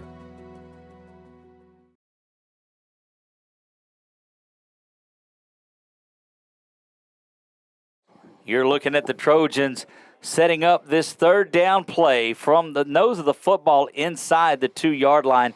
This is strength versus strength, power versus power. Trojans, great defensive work there, force the punt, and now can they pay this one off? Big penalty, couple of penalties along the way for Ruston as they're getting flagged for their post-whistle play. Third down and goal from the 2. Feaster lines up in the shotgun, tries to fake the little cadence, now looks to the side. You've got the H-back in there to the left side is Townsend, Lindsey in the backfield, Mingo and Scott to the top, and Darius Washington to the near side. Toss comes to Lindsey. This side bangs around, pushing, gets inside the 1. Trojans, they don't give him anything on that. That's 3 plays inside the 3-yard line, and the Trojans have not got anywhere. That offensive line has just they've got to get everything they've got right here, because you do not want to give this kind of momentum to this Bearcat team on a 1st and goal stop from inside the 5. It sits at 4th and goal. Or if you could fake that little sweep and hit Townsend. He's back to pass now. He's got Mingo knocked away, jumping in there, and that is just a beautiful, beautiful set of downs for Rustin, and their fans are paying them off, and they're on their feet. Goodness gracious, what a missed opportunity for the Trojans as they had it 1st and goal inside the 5 to the 4 and unable to get things. And I think if you throw the ball on one of the earlier downs, you're thinking that you've got an opportunity at it. But again, I'm up here in the stands and won't second guess a thing. Yeah, but the way Lindsey had run, he'd gone 6 yards, 9 yards, 3 yards, up to that point on that drive. So. And that's the thing, Rustin. You had 11 Bearcats within about 4 yards of the ball. Yeah. Here we go, boys. Here we go. You got to look for one of those play action and over the top from Brantley. I just think if you're Rustin, you take a chance at it. This is where you need to bring perhaps Aiden Walker in there, let him get some pressure and get the first 2 points defensively. They scored last week on a blocked punt. There, Brantley keeps it, goes up the middle, and just churning those legs and running and running and running. And that's the kind of play that you need when you're inside the 5. But they pick it up there, get a big first down, do the Bearcats. And that's just Brantley doing what Brantley does. Yeah, he carried Xavier White, and he carried Ford on that play. He carried him another 5 yards. But I'll tell you, I'm glad they were there because we had no safety in the center of the field there. Rustin can ill afford to take all the time that they like to. Is down to 4 minutes on the game clock until halftime. Brantley again is just taking and running over the Trojans' defenses. It looks like they're getting a little fatigued. Been out there a long time. Yeah, first down there, or no. Okay, they gave him that. It was short. They had Xavier White on the tackle, but once again, they did do a first down. That's what I thought the guy had done on this side. So you're looking at, 2 plays, go from the 2-yard line to now you're at the 24-yard line, and we didn't touch him until he was 6 yards on our side of the field, on our side of the line of scrimmage. 2 carries, 2 first downs. 3:41 to go until halftime. This time someone not named Brantley carries it, and this Rustin team is just bulldozing the Trojan defenders on the last couple of drives. Yeah, Aiden Walker and Amari Ford there But once again, we're 5 yards on the other side, on our side of the line of scrimmage before we get any contact. But man, you've been close. You had the one that bounced off that was wide open that led to the interception. You've had so many opportunities to get it into the end zone, but you're battling such a ball club here in the Bearcats of Ruston. Another handoff, this time breaking out into the open. Trojans have got to make a tackle, and they do, but not before it's all the way out to the midfield for Dylan Brooks. Yeah, Mama Mingo on that one. He was running with the receiver and, broke free from the receiver off his block and made that tackle, saved the touchdown there. 2:57 and counting, Rustin off and moving. And this is where you're dangerously close to getting yourself in a hole that might not be able to get out of if they go down and score one here before the break. And they do get the ball to start the third quarter. Yeah, that's where that stolen possession gets you. Handoff goes to the fullback. He bangs around. Only a pickup of 6 that time. Yeah, Marion Ford there, his first solo tackle of the game actually for one of your middle linebackers, and that's not what you want with 2 minutes 30 seconds left. Trojans like a fighter trying to get to the bell here. That defense has been solid, only given up 14 points. An interception, and if had a fumble, should have had the fumble recovery. Don't know what happened on that one. But then moved down and had their offense in point-blank range. 2nd down and 5 from the Trojans, 45-yard line. Brantley fakes the toss, rolls to the near side, got his tight end out in the open, and a bevy of blockers out in front of him, banging around and going to get thrown down, but not until Jaden gets him inside the 12 to the 11. Jaden Lewis on the stop. Yeah, they just – Lander Smith there, they just kind of hid behind the line of scrimmage, a little delayed route there on that bootleg and wide open. Just a great play call. I mean, you've been pounding the ball, then all of a sudden your fullback just hides behind the line of scrimmage, goes into the flat and on the bootleg, and Brantley hit him. We got to buckle down here, at least hold them to a field goal. Another one of those. Don't forget, we'll let you watch the sights and sounds of halftime coming up, as it is homecoming here for Rustin 2023. Brantley looked like a little misdirection, thought he wanted to give it to his fullback, but who knows? Brantley, anytime he calls for it, he's got an opportunity, and again, falls forward for 4 or 5 yards there. Yeah, Ford hit him low, right about a yard, actually about a yard from the line of scrimmage, but he fell forward for another 4 or 5 like you're talking about. And they're bringing the clock down. It's a minute and 10 seconds left, and really need to stop here, boys. Really need to stop. Now they're back to the point where they don't want to go fast. That's right. Right. They've got them in. They would like to score well here, but you'd certainly like to do it, not leave any time for the Trojans. Yeah. Brantley, good pressure from the side, but missing. You saw Jaden come on the blitz from the outside, had a shot to get there. Yeah, and then on the inside there we had actually Aiden and White actually squeezed down and made the play there. Jaden had a chance for him, but he's quick coming off that edge, but he just couldn't quite get there. 3rd down and 2, 14-0. Bearcats lead at 26 seconds to go. Brantley looking around. Get him. Defense has got to pull him backwards. He's pushing forward, and he's going to bang his way into the end zone, and he did that all on his own. You had 8 Trojan defenders there. Helmet taken off on the field. You got to, boy, and why not? That Josh Brantley is just a ball player. Yeah, I mean, at some point you got to tip your hat, Doug, unfortunately, and that was just one of those drives to where, I mean, of course, your defense has been on the field a long time. A lot of times we are less than 20 offensive plays. No, we're rated. Ramos on for the PAT. Yeah, we're rated 20 offensive plays for Ash in this first half, unofficial. A little bit of movement on the Trojans, look like offsides.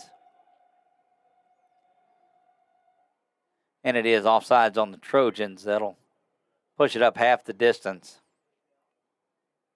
Yeah, Jason Blackwell in for Jay Frazier on that. He's the one who jumped offside there. But it's good to see Jason back in there as he was shaken up on that one play earlier.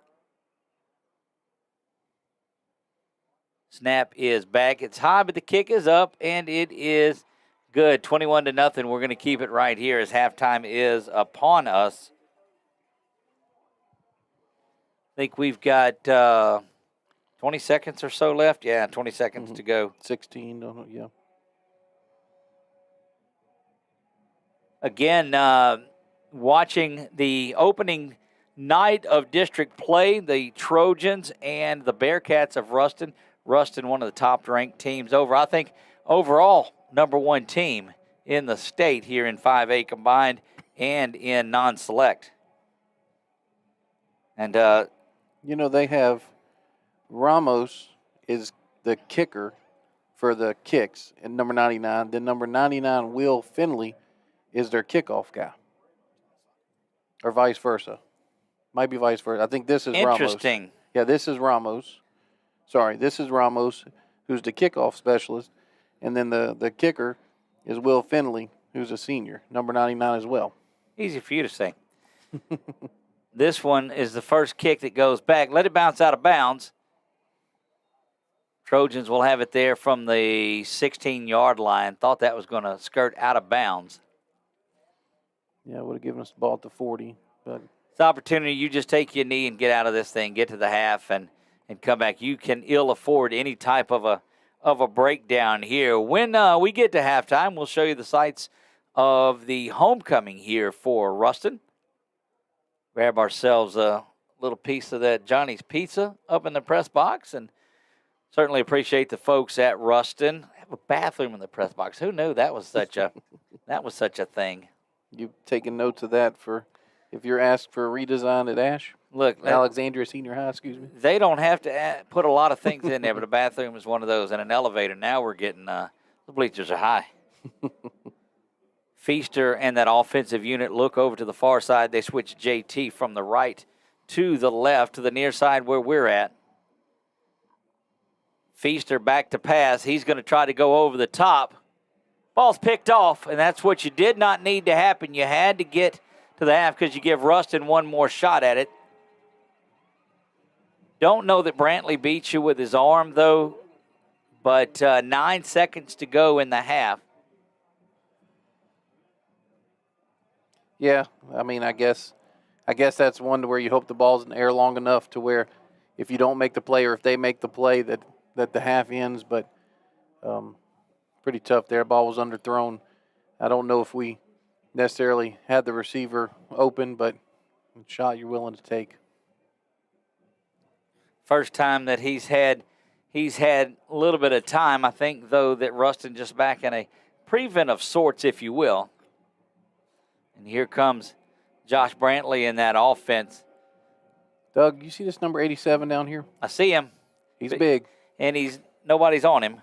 They might be giving this one a whirl. That's Zy Scott. We saw him, and they run that. That's the senior. He's 6'2", and they'll throw the ball up and just see if you can go get a catch. Mingo is down there on him. I'd like to see you get a little safety help. And you know he's big. Nope. Snap throw over to the far side, though. That one is complete, spinning around 4 seconds. The clock will stop momentarily, but Coach Jared Ball gets a timeout, and now you're in line where you can take one shot at it. Really surprised he didn't go out of bounds there, but he did get the first down, which stopped the clock. But, Brantley can run around in the back, so he can buy himself time to let him get down there. Although it's just going to be a 35-yard throw, but Trojans need to avoid a Babineau-esque end to this first half of play. Remember that from the Karen Crow game where he scrambled around and threw that one right over the middle for the touchdown. Yeah, we talked about he did everything wrong and still made the play, and his receiver was running away from him across the field, and he's just such a good athlete, and that receiver was so sure-handed that they just made a play. But tell you, this one's, they might put number 6 out there. They might put Hudson, whose dad was a former LSU basketball player. Might have him. Yep, he's out there now. So Mingo is back around the 14. You've got Jaden Lewis back at the 12 or 13-yard line. You've got that quarters defense, if you will, prevent style. Mingo out there playing center field, if you will, but you've got to get some good pressure on the quarterback. They don't do it. That one is high, and it's up in the air, coming up and trying to make a play. Bangs around. It's intercepted there. Trojans looking downfield, trying to get a shot at maybe stealing some points there, but unable to do it. That'd be good for the stat book. Indeed, it will. Look like Jaden Lewis picked that one No, off. it was Marion Ford. Was it? Yeah, Marion Ford on the deflection. Actually, Linebacker gets the big INT. That's going to do it for us in the first half of play. Ruston with a 21-0 lead, and they get the ball back to start the second half. We'll be back right after this. You're watching Trojan football right here on 446 Sports. Appliance Parts Company in Alexandria has all your major appliance parts needs. We sell parts to all major appliances as well as new appliances, including window units, chest, and upright freezers. Appliance Parts originally opened its doors on Lee Street in 1972, and we're now open at a new location on Memorial Drive to serve you better. Stop by, say hey to our crew, and check out our awesome holiday gifts. Appliance Parts, 2208 Memorial Drive in Alexandria next to Target. Open Monday through Friday, 8 to 5, and Saturday from 9 till 12. Wherever you are, you're there for a reason. You shouldn't have to make a trip to the branch to deposit a check. Skip the trip and use our mobile app to easily and securely deposit checks right from your phone. Day or night, wherever you are, or whatever you're doing. Download our mobile app today.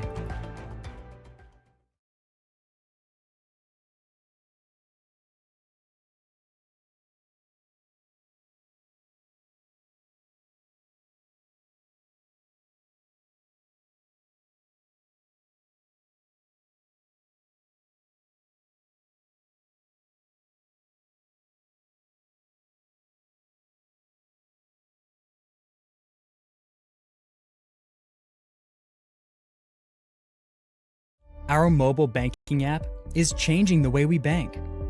Things are getting easier, transactions are getting safer, and you have access 24/7. All the functionality of banking you're used to, made easier to use, anywhere, anytime, and more secure than ever. Simple, seamless, safe. Download our mobile app today. Is your vision just not as crisp and clear as it used to be? Are you having difficulty driving, especially at night? Are you over 40 and now needing reading glasses? If so, the trusted eye care team at Wallace Eye Associates is here to help with your family's eye care needs, just like we have been for nearly 40 years. Call Wallace Eye Associates today at 318-448-4488 to schedule your next eye evaluation. Buying car insurance for the first time can be overwhelming. Do you have enough coverage? Are you paying too much? Will someone be there for you when the unexpected happens? I'm Jason Hawk with Farm Bureau Insurance. You may think it's easier online, but why wait? We're here to help you make sure you're covered. When it comes to car insurance, we have the answers, and we may have rates that save you money.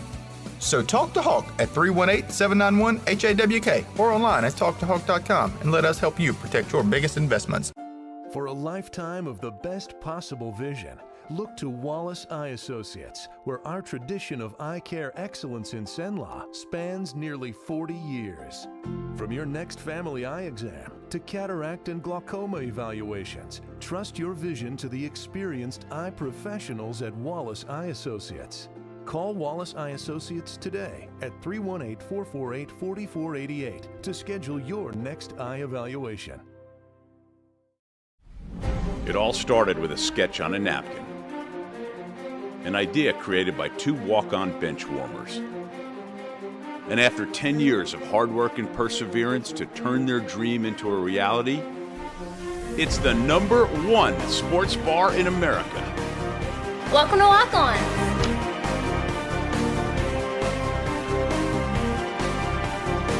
Walk-ons, because everyone needs a little playing time.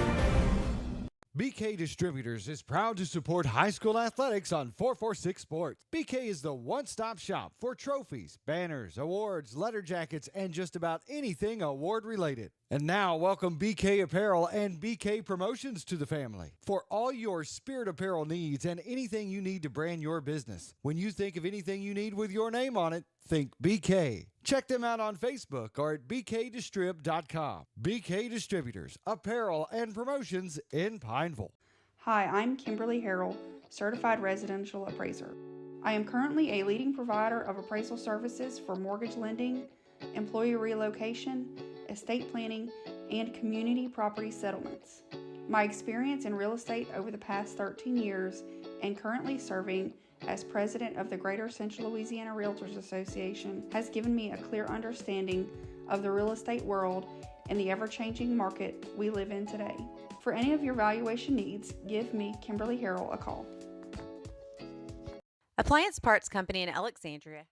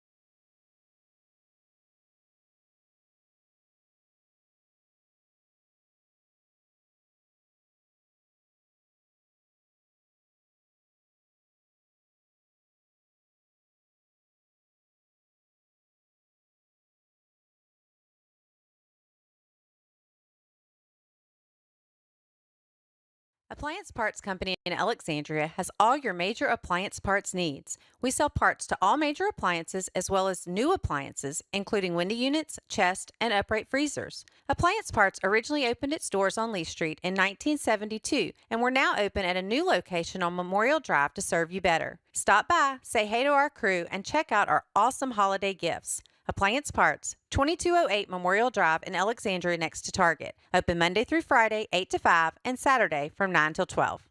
Wherever you are, you're there for a reason. You shouldn't have to make a trip to the branch to deposit a check. Skip the trip and use our mobile app to easily and securely deposit checks right from your phone. Day or night, wherever you are, or whatever you're doing.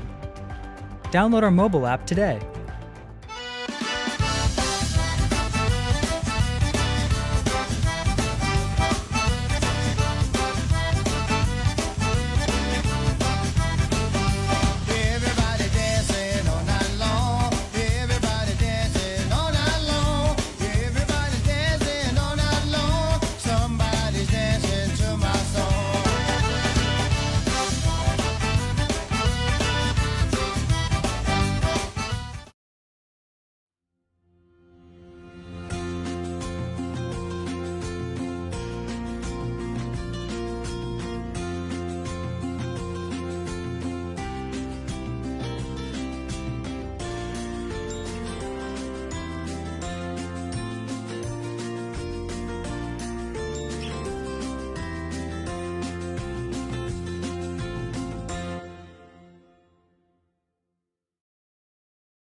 Looking for somewhere different for lunch? Le Bistro Coffee and Waffle Bar is a gourmet espresso bar and restaurant with an emphasis on Southern social experience, featuring a wide variety of salads, soups, sandwiches, and of course waffles. Le Bistro has something for everyone and every lifestyle. Whether you are meeting friends, spending time with family, or hosting a private party, we offer a dining experience all will enjoy. Le Bistro Coffee and Waffle Bar on Coliseum Boulevard.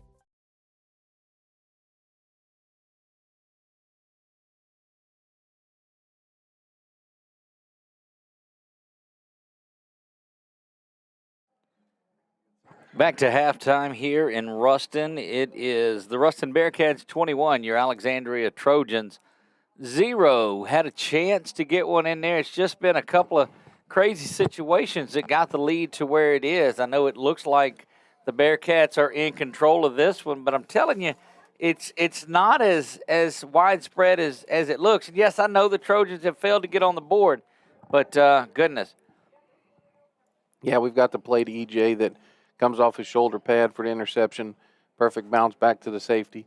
Then we have the chance down there inside the 3-yard line. 4 plays, didn't quite make it. Of course, they made a great defensive play on that last play. And Mingo intercepts one in the end zone here that's probably saved a score. Yeah, for sure. And then, of course, on the end there, forward with the interception as well. But there's not a lot of great offensive stats, obviously, but I really think we're a play or two away from 21-14, easily. And then, like I said, we'll just have to see what happens. Unfortunately, we kick off to them, start the second half. But it goes back to that stolen possession to start things off when Rustin won the toss, elected to defer, and then rolls out a really nifty onside kick. Yeah. And then, we had a guy there to make the play, and, he was expecting contact and took his eye off the ball, and it bounced off his shoulder pad, and they make the play. Now, I'm still very curious to know. We're talking about plays on that fumble recovery. I don't know. I don't have an answer. No clarification on that. But the Trojans are just a stop and a score away from getting this thing. And I told you prior, and I told you on the way down here about the magic that is in this Ash and Ruston series. Certainly not out of the way here. Look for the Trojans, and we've talked about this, Nick, all along the way. The Trojans do such a great job of making second half adjustments. Before we look at the second half and get ready for it, big congratulations to a couple of our teams last night. Of course, Buckeye picks up a big-time victory in the Squirrel Bowl. They win that one 67-0 last night. Coach Ben and that offense just rolling right along. Burlew had 5 carries for 33 yards and 3 touchdowns in that game. So Jim Burlew, another big game for him. Of course, Tioga gets a 49-0 win down at Pine Prairie. In that one, Menard up on Pickering tonight. They've got that one up 35-0 at the half. The Rebels of Pineville trail the Rebels of West Monroe 24-0 at half. And here, your Ash Trojans on the bad side of a 21-0 score. But there's a way back to victory in this game. Yeah, for sure. I mean, come out here, try to stop them, force a punt, maybe a 3 and out.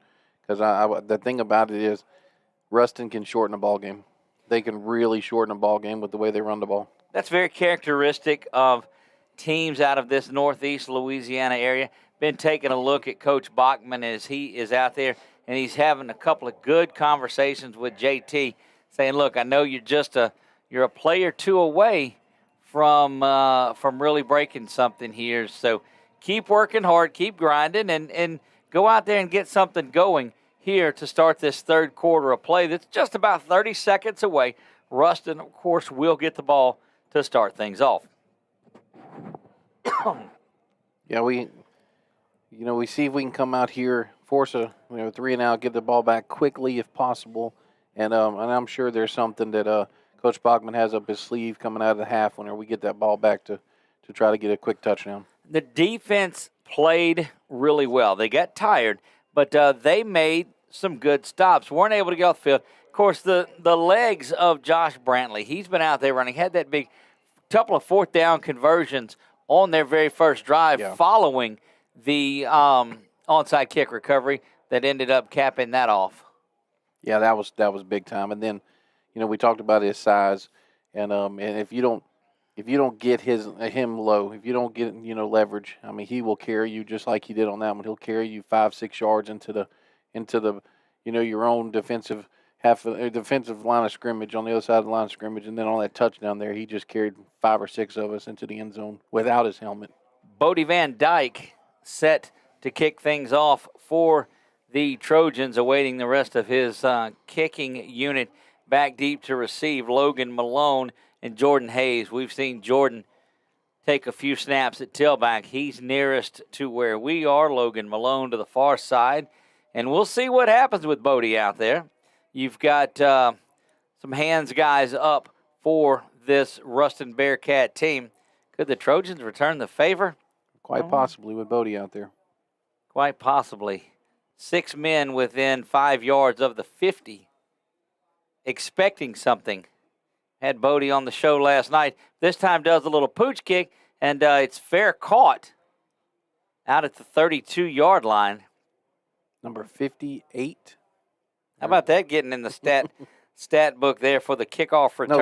No, 68. 68 is out there. That is Lawson Yates, the 6-foot, 220-pound sophomore defensive lineman. And he called it clean. and I mean, he gets the call and he catches, and that's the shot that he looked at. Okay, let's go and find somebody that we think maybe we can get to be confused about it. But that young man's out there for a reason. And he was excited coming off the field. I mean, he knew he did his job. He did exactly what was out there. Now they have great field position. Well, in his mind, he's returned it out to the 34 is what he did. Great field position. Josh Brantley hands it to the fullback, who picks up just a couple of yards. Yeah, great there. That was Jeremiah Wright and Mason on the tackles there. Still a 2-yard gain, but hey, it's a short gain. It is, and you saw that big fullback that goes up and gets there. But look at the blocking downfield of Kylan Bradley, the senior, 6', 315 offensive lineman, just was 15 yards down the field blocking there. Yeah, they make you earn it every play. 2nd down and 8. Ball rests at the 36-yard line of Ruston. Hayes in the backfield with Brantley. A little bit of confusion, but Brantley says, "I'll just take it myself." And he dives forward for 5 yards, leaves the ground. Jason Blackwell made contact, actually the tackle, on the 40-yard line, and he falls forward or jump forward for another 5 yards. Diving forward for 5 yards. 1st down and 10 from the 45-yard line. Lone receiver to the top is Joran Parker. You've got the big guy to the near side. That is Ahmad Hudson, the freshman 6'5" receiver. And Brantley gets under center. We got a false start here. Yes. Missed one earlier in the game, but they pick up and call that one. And now he will come off in favor of Logan Malone. You think that might have been a pass play going to the freshman? Got to believe they were going the size of that young man against Mingo, who was giving up a few inches. Now they'll put the speedy Logan Malone on him. Yeah, I think the freshman there was thinking he was putting up 6, to match his number, and he left a little early. First down and 15. Rustin behind the chains. Only one of 2 or 3 times they've been back behind the sticks. Brantley's going to keep it. Bingo. And he just gets hammered there. Good job. I see Ford down in there diving around, but great work underneath. Yeah. See who else is out there with Ford him. met him in the hole, and then Mason, 92, Mason was underneath him too to help. Over the top to finish him, but Ford really plugged a hole there, and here we go. 2nd and 15. And look at you just grinding the clock here early on. And the Trojans need to take advantage of this good opportunity here. 2nd down and 15 following no gain. Play action over the top in the seam. Play. Beautiful. Jaden Daniels knocks that one away, and he stayed right with the wide receiver. That was Zy Scott. He's their big tight end, another plus 6-foot guy. Yeah, Jaden Lewis, perfect inside leverage there. He kept the left hand off his back, knocked the ball with the right hand. Easily could get called for a PI or a hold, but with him leaving his left hand down, just a great textbook pass break up there. Well, I wonder if you come with pressure here. We see that Josh Brantley is back in the shotgun. We've seen him run that orchestrated quarterback draw here. 2 to the near side, 2 to the top. Likes to run the draw. Back to pass, flips the football, spins around. Good play over the top once again, and that is my Mingo. Yeah, excellent there as well. Kept him in front. It was right at the first down marker, and then Mingo comes in, and he's pumping him up. He's ready. He's ready to go. All right, somebody else ready to go is Darius Washington. He sits back on the 30-yard line, and the Trojans did what the Trojans needed to do. They go get a 3 and out. Now you've got to get something happening, get that magic that we spoke about so often in the pregame up and going. Snap is back. Good high kick, gonna stay there, and Darius falls under it. I'm very impressed with the work. LSU, give him a call. Yeah, that's need somebody that can go in there and field one. Yeah, and that one. It didn't turn over, but what it did is as the tail of the ball came down, started moving to Darius's right, and he stayed with it and made a great fair catch. Trojans had how many yards in the first half? We had a total of, unofficially, I'm looking at 58 yards. They sit at the 28-yard line here. They are 72 yards away from the end zone. Need them to double their offensive output here and get their first touchdown on the board. 1st down and 10. Feaster's got it. Lindsey brings Johnson in motion here. Handoff comes to Lindsey to the near side. Good piece of blocking, but Lindsey cuts it up the middle. Had kind of a seal to the outside. Have you ever heard of defensive holding on a defensive lineman to the offensive lineman? You don't see it often. They tackled Bain on that play. Tackled him. Pearl on that play. Trojans go tempo again. Lindsey flanked right of Feaster now. Feaster brings Jalen once again in motion. Fakes that little inside, and there's the wheel wreck out of the backfield to the JT. JT's got it to the 48-yard line, and you're going to see what we believe may be in the area of holding. It might be rough. I think it's roughing the passer, Doug. Trojans are making their way back down the field, though. No, they're pushing. With nobody moving down, it looks like it may be in the area of holding, and it is, and that's going to be counted from right there. That's what makes that such a difficult penalty. So you had 2nd down and 8. You'll keep the down, but you're going to, what works out to about a 17-yard penalty.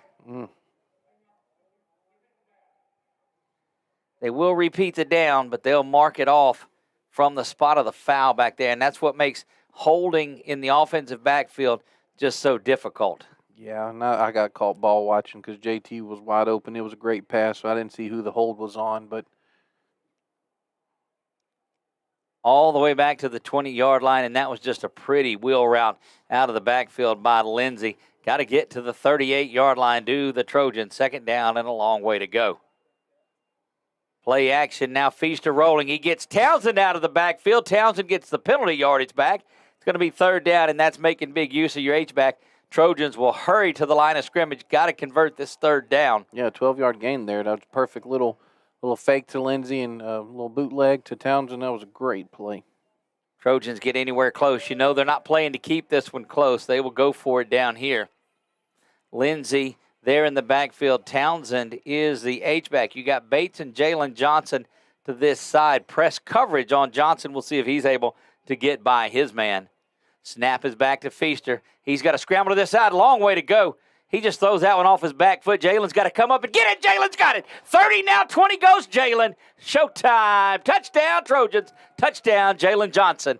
How about that one bouncing around and coming back big time? Yes, sir. 68 yards. Jalen came back to the ball. You know, it was a 50-50 ball. He threw it up, gave him a chance, and Jalen made the play. And that's a good way to start this second half for the Trojans. And I'll tell you what, it was exciting to see whenever Jalen got past him. Look, I mean, going up and getting that one, beautiful.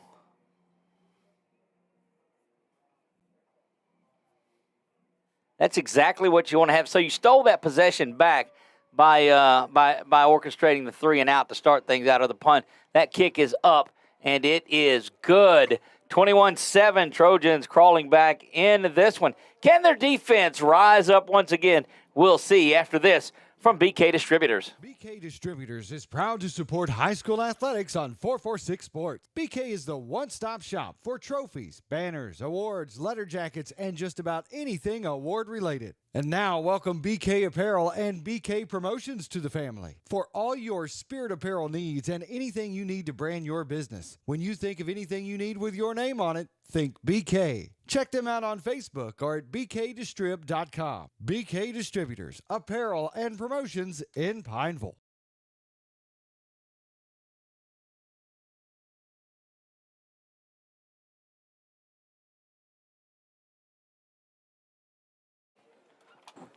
We are back. Bodie Van Dyke in there to kick things off. It is the duo of Hayes and Malone back deep to receive. Again, you got 6 guys up. Number 58 stands on his side. He had the last one. That was Eli Anderson. Yeah, Doug, we've got a different 10 guys in this. Well, not different, total different, but we've got more skilled guys on this kickoff end. Wondering if they're going to do that little sky kick once again. Jason Blackwell there in the middle. That one is rolled around. Trojans got to let it go 10 yards. Bounce it around. Got a chance. The Trojans are going to fall on this one. And they're going to snatch it right back. And, oh, baby, did I tell you about magic? Buckle up because you got some coming. Yeah, and they didn't let it go 10 yards. So when the Rustin player came up, which is what he's supposed to do. He's supposed to come up and make a play. He went to make a play, and he bobbled it just like we did on the first one. And here we go. I mean, let's go Trojans. Look, what a great start to this second half of the Trojans. You got to pay it off here, though. I don't know what the officials are talking about here because they came and made the play. No, it hit off of the Rustin Bearcat player first, and here comes that Trojan offense. E.J. Scott, Kirkland Bates to the near side. Feaster's out there with Lindsey. Townsend on the tight end side of it to the far right.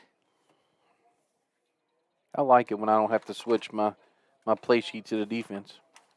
Nothing against defense, but I like the offense tonight. Big shout out to our buddy Ben that's watching back home. Lindsey comes in motion, sprinting out there. You got 3 to the near side now. Once again, the wheel route out of the back. Feaster going for it all. He's got E.J. just a couple of yards over the outstretched hands of E.J. Scott. You know, if that's a little bit closer, I wonder if they get the guy for the bump at the very end there. But I think it was just a little bit too far. But if that's a closer play, I think they might get him for PI there. Yeah, they're showing the replay up on the big Jumbotron here. Quickly, Darius Washington all the way out to the near side. JT in the backfield, and that was just a pretty play. JT might need a minute to catch his breath. Kirkland Bates stays in there because he was full sprint in motion and then sprinted down as far as EJ was. Kirkland now the lone receiver to the far side. You've got a tight end to the right in Townsend who comes up on the line of scrimmage. Toss has been working too, but the Trojans finding success over the top. Here comes motion from Bates. Snap is back. Lindsey's going to get it up the middle. Spun around, still grinding. He's going to go down.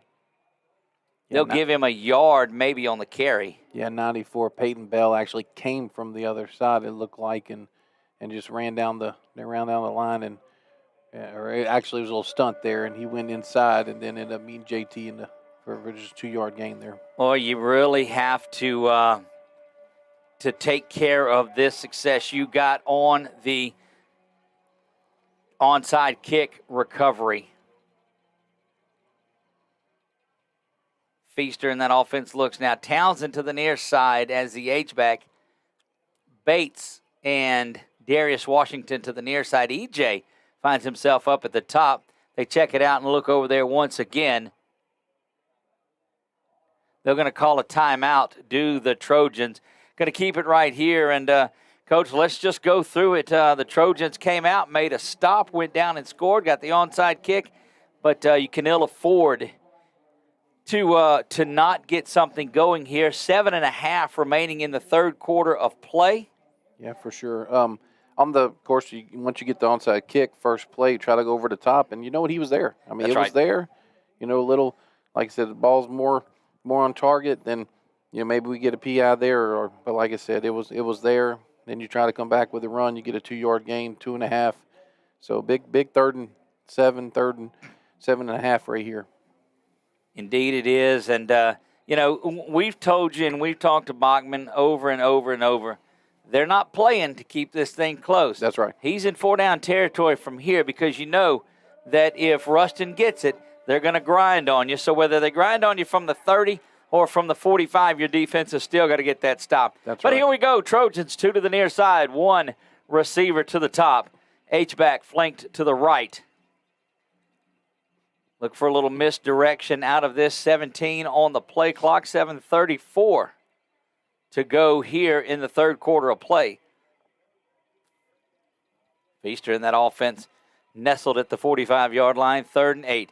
Back to pass is Feaster. They throw it around the other way, and EJ's got it up the middle. Go Scott. EJ Scott trying to make men miss. Gets down, and there's going to be a face mask that's going to take that deep into Bearcat territory. What an excellent play call. Inside screen there. They had the blitz on, so. Just past that big hand again of those defensive guys. Yeah, so we got there was on the 45, so a 34-yard gain on the throw from Feaster to Scott. And, boy, what a run after catch. And they'll give him another, looks like they're giving him 15. They're 10. They'll get him down to the 11-yard line just outside of 1st and goal territory. Trojans have been down here before. They had a 1st and goal from the 5. This time it's 1st and 10 from the 12. Clock runs 7:22 and counting. Trojans really looking to force something here. What an excellent play call. And then Feaster having the patience to let EJ get there because he had a rush. Got to let it develop. Feaster calls for it. There's that toss we saw that worked earlier. JT cuts it back to the middle and falls down to the 6-yard line. Big time play. And here's where that tempo and that movement works in the Trojans' favor. And here they come out and ready to go. Toss once again goes, but they're going to call a penalty flag. Look like it may be motion against the Trojans. And it is. That pushes them back. So take back all of the yardage that JT got there. And it'll be 2nd down and 9. So he got 6, take away 5, carry the 1. It's 2nd and 9. Yeah, we got a little ahead of ourselves on there. I think Townsend might be. So they gave him 5. It'll actually be back to the original line of scrimmage. Ball sits in between the 10 and the 11. Trojans have to get down, inside the 10 and 11. Trojans will have to get inside the 1-yard line to get a first, but they can get it and reset the sticks. 6.5 to go. 5 now, 4 on the play clock. Don't know if they're going to reset that or not. Ash is going to have to call the timeout, and they do. And didn't have a whole lot of time there to look at. Going to take a quick break. Step aside. We'll be right back after this from our title sponsor, Valex Federal Credit Union. Wherever you are, you're there for a reason. You shouldn't have to make a trip to the branch to deposit a check. Skip the trip and use our mobile app to easily and securely deposit checks right from your phone. Day or night, wherever you are, or whatever you're doing. Download our mobile app today.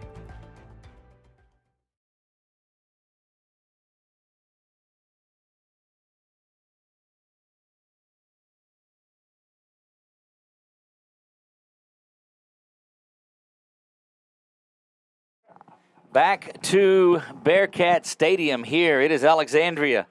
It is Ruston. It is 2nd down and 10 just outside the 10-yard line. Trojans with a lot of momentum now, but have to pay this one off. Scored, got the onside kick, and trying to pay this one. Thibodeau goes in motion, swings out of the backfield to Lindsey, but that's that fast linebacker, number 22, Jaden Mayfield. Yeah, you're not going to beat him one-on-one. I'm sorry. No, that's 2 big-time players that'll play on Saturday somewhere doing battle there. You know, I'm not opposed to sending your tight end down the middle. You got both of them in there. Yeah. Thibodeau, the H-back. Townsend on the line of scrimmage. Lindsey in motion now. Empty backfield for Feaster. Going that way. Here comes pressure. They go back the other way, and that is Townsend. He's got a chance to get in the end zone, and he does. How about that? That is an excellent play call. Touchdown, Ash Trojans. Touchdown, Tanner Townsend, his 2nd of the year.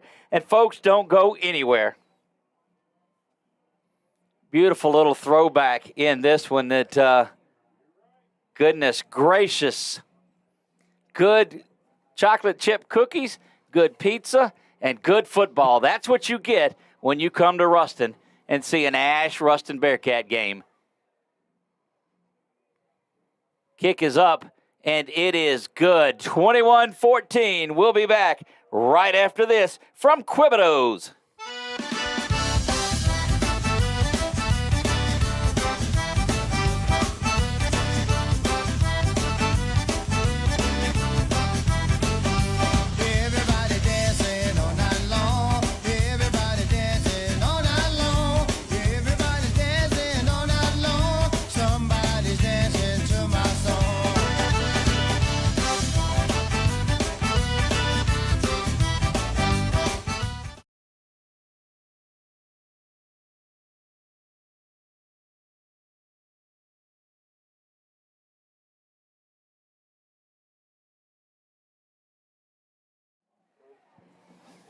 Bodie Van Dyke leading his kicking team back out onto the field here.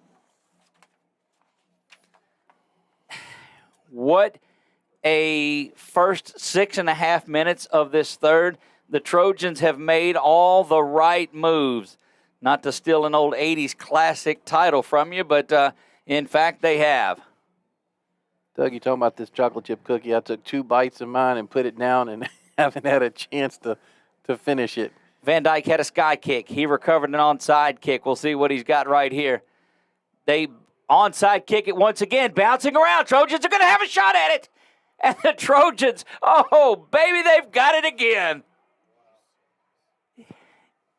Magic between the Trojans and the Bearcats is all I can say about it. Oh, baby, what a big one this is going to be. And look at how pumped up Bodie Van Dyke is. I mean, did you see the sideline? I mean, it is crazy. I'm speechless, Doug. Do you have the chill bumps yet, Nick? I see you've got them. I'm telling you. That's why I don't coach. That's why I'm up here. That's why I don't coach football. I would have never, after we had the momentum going and score the first touchdown, I would have never kicked the first onside kick, and I sure wouldn't have kicked the second one. And here we go. The Trojans are never here just to come up here. They are in this to win it. This has turned into a ball game. 21-14 Trojans with an opportunity to get this thing knotted up here just into the third quarter. 6 minutes, 24 seconds gone in the third frame. First down and 10, Trojans have it in plus territory from the Bearcat 47. Two receivers to the near side.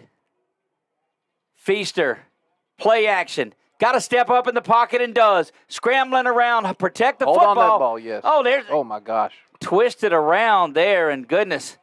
That's welcome up to District 2 5A football, my man. Yeah, Zarek Hill there, the other middle linebacker, number 21.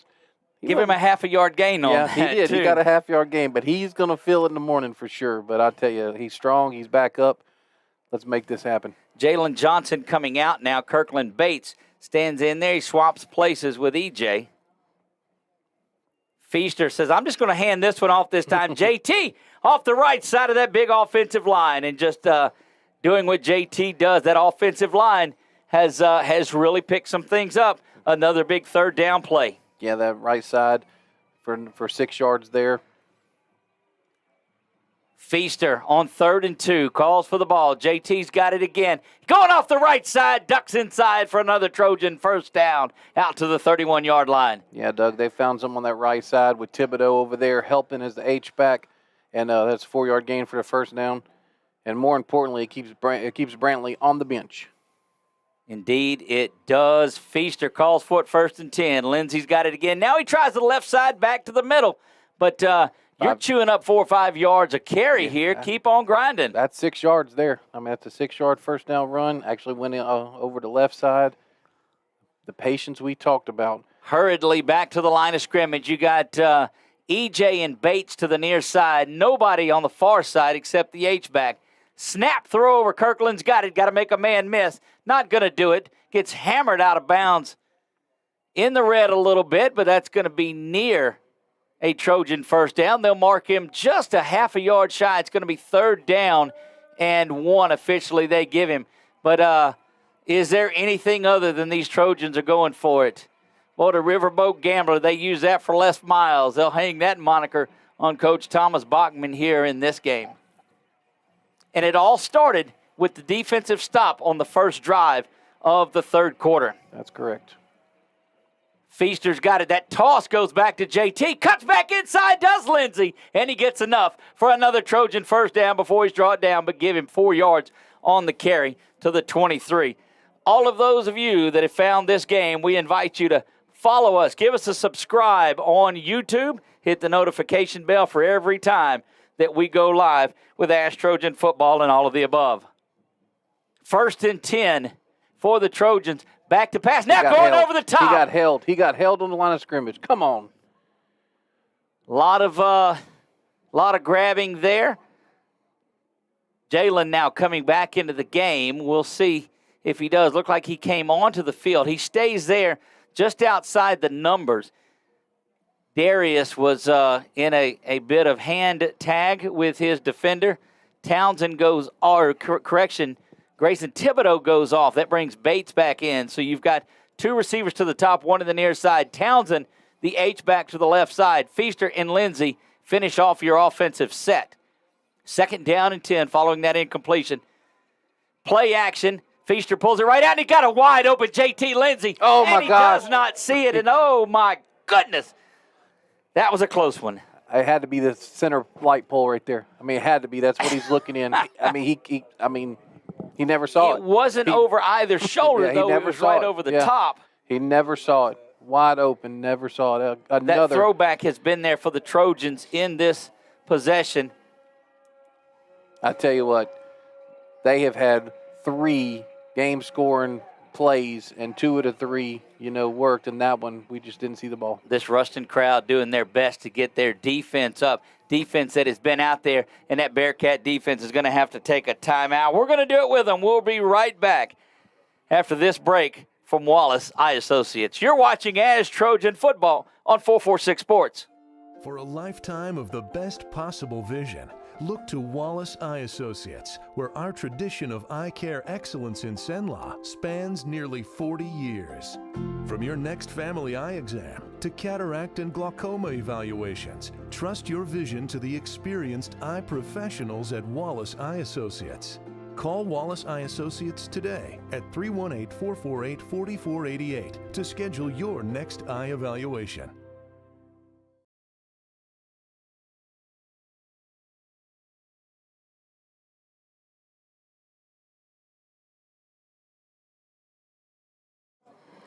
We are back. Ash facing a 3rd and 10 following 2 straight onside kick recoveries. They have brought this 21-0 halftime deficit back to 21-14.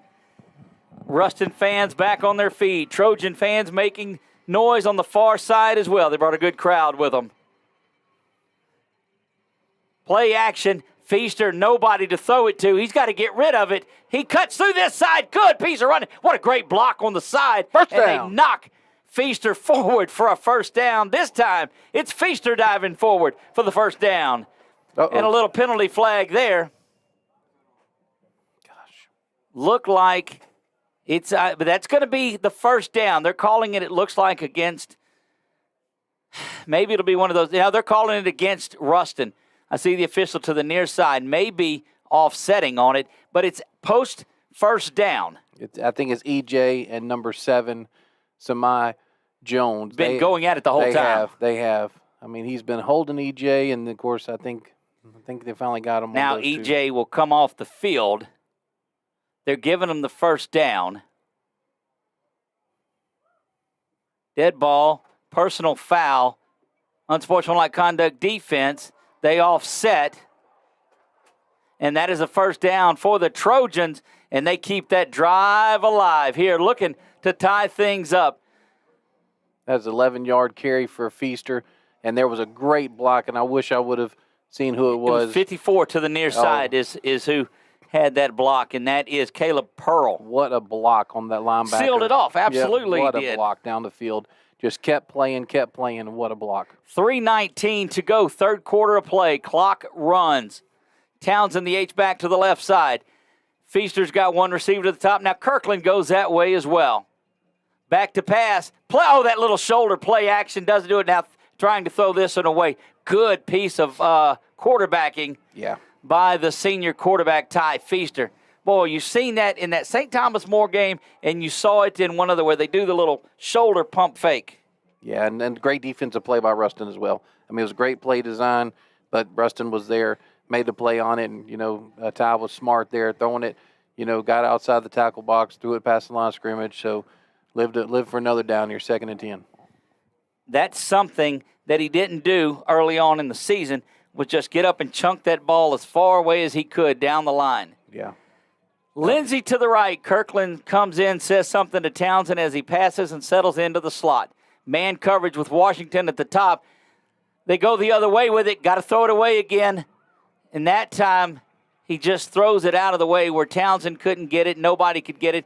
Here comes Mingo in. Watch for him to jump into the slot. And Rustin has put a lot of pressure on, trying to get Feaster rattled on these last couple of plays, and has done that. And here comes that Ruston crowd getting loud in their red with their cowbells.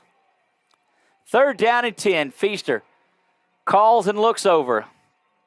He's got Lindsey. Watch Jalen Johnson to the near side. Mingo in the slot. Watch for a little slant over the middle to Mingo. This would be a great time. You've got a possible wide receiver screen to EJ, who's at the top with my. Feaster back to pass. Got to get it out of there. Here comes pressure. That slant touchdown. It is good. Oh, baby, the Trojans are within 1. Touchdown. EJ Scott, touchdown Trojans. Tell you what, it was slow developing play. He ran that in route, and Feaster had pressure on him, and he stood there, and he took a lick, and he put it right on the money. He's quarterbacking, my friend. He's quarterbacking. That was a shot he took, but it was an excellent throw, excellent catch. Here we go. Channing Mesh in to tie this thing up in 9 minutes and 8 seconds worth of action here in the third.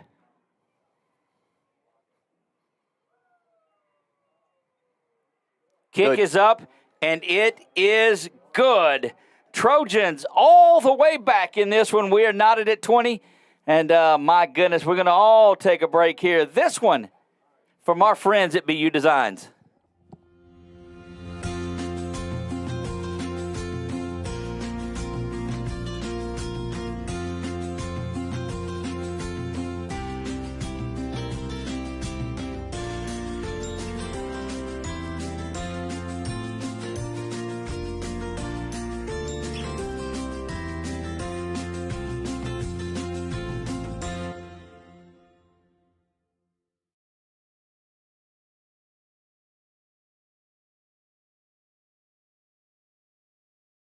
Oh, man. We are back to Ruston. 21 for the Trojans, 21 for the Bearcats. And what a third quarter. Bodie Van Dyke out there once again. It's the magic of being on the Thursday night show. They've got 9 people within 9 yards of the ball anticipating. This is the time you kick it over to this side. Yeah, kick it about the 30 right here and see what we can do. And he kicks that one back deep. Good job by Bodie. Going to set up a big return, though. You got to be careful here. Sneaking through, and there's Jaden Lewis in the middle that comes up and makes that one, and no harm, no foul. And that Trojans defense back on the field for the first time in about 30 minutes, Coach. Yeah, what an excellent, excellent start to the second half for the Trojans. I mean, excitement. Here we are, 21-21, 2 minutes and 46 seconds left in the third quarter. And feels like it's been 5 minutes, doesn't it, Doug? I mean, but it's been exciting to watch. Indeed it is. This is District 2 5A action. This is what it's all about. First time that Brantley has been out there for a while. You know that Ruston is going to want to get back into the flow. They had to punt the first time they had it here in the second half. And now we got to make sure that we're ready to play on defense. It's been a while. Fullback is Smith. Hayes is the tailback, and Brantley under center. Brantley's going to keep it himself and dives down low, but the Trojan defense is there.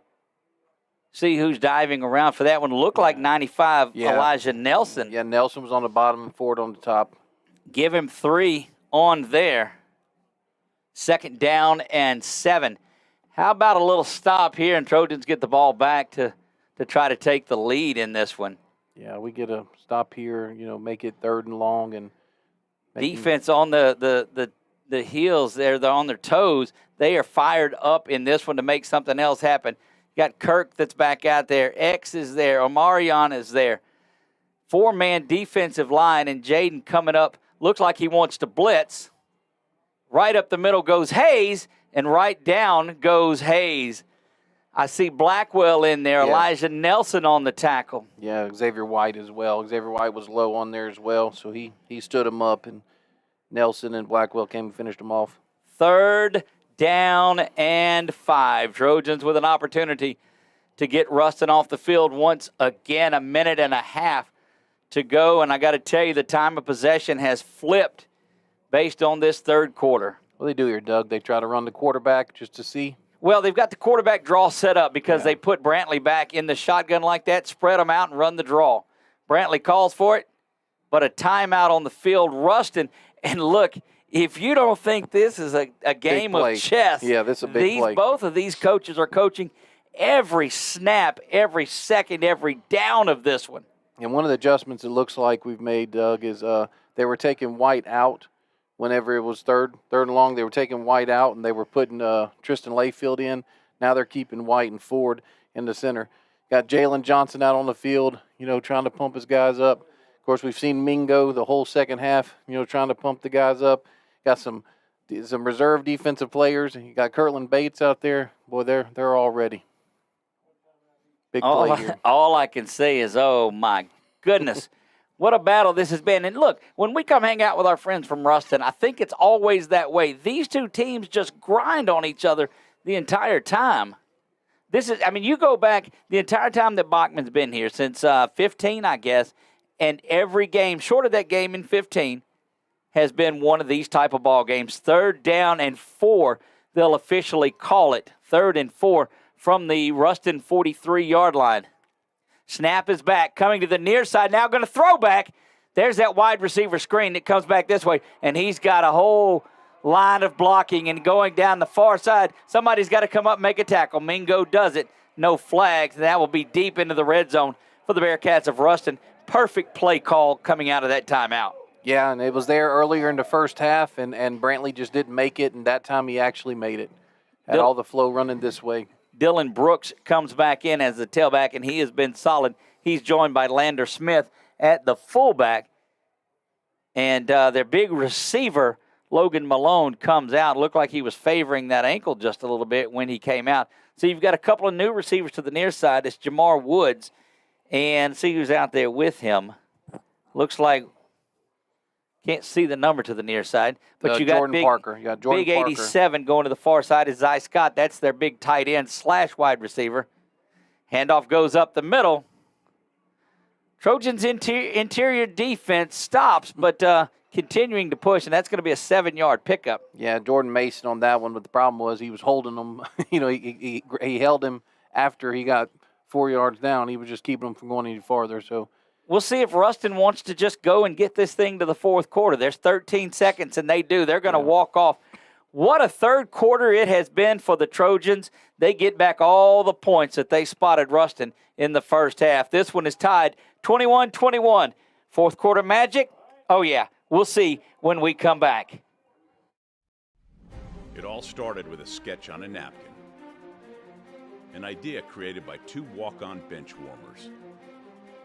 And after 10 years of hard work and perseverance to turn their dream into a reality, it's the #1 sports bar in America. Welcome to Walk On.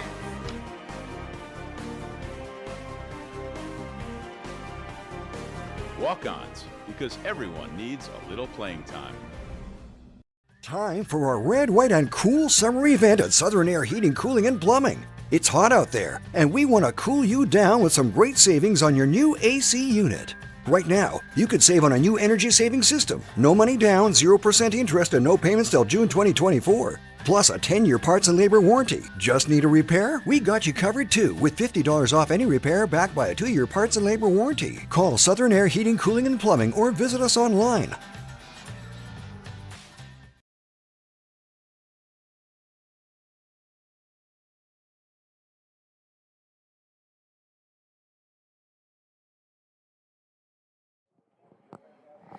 We are set to begin the fourth quarter here.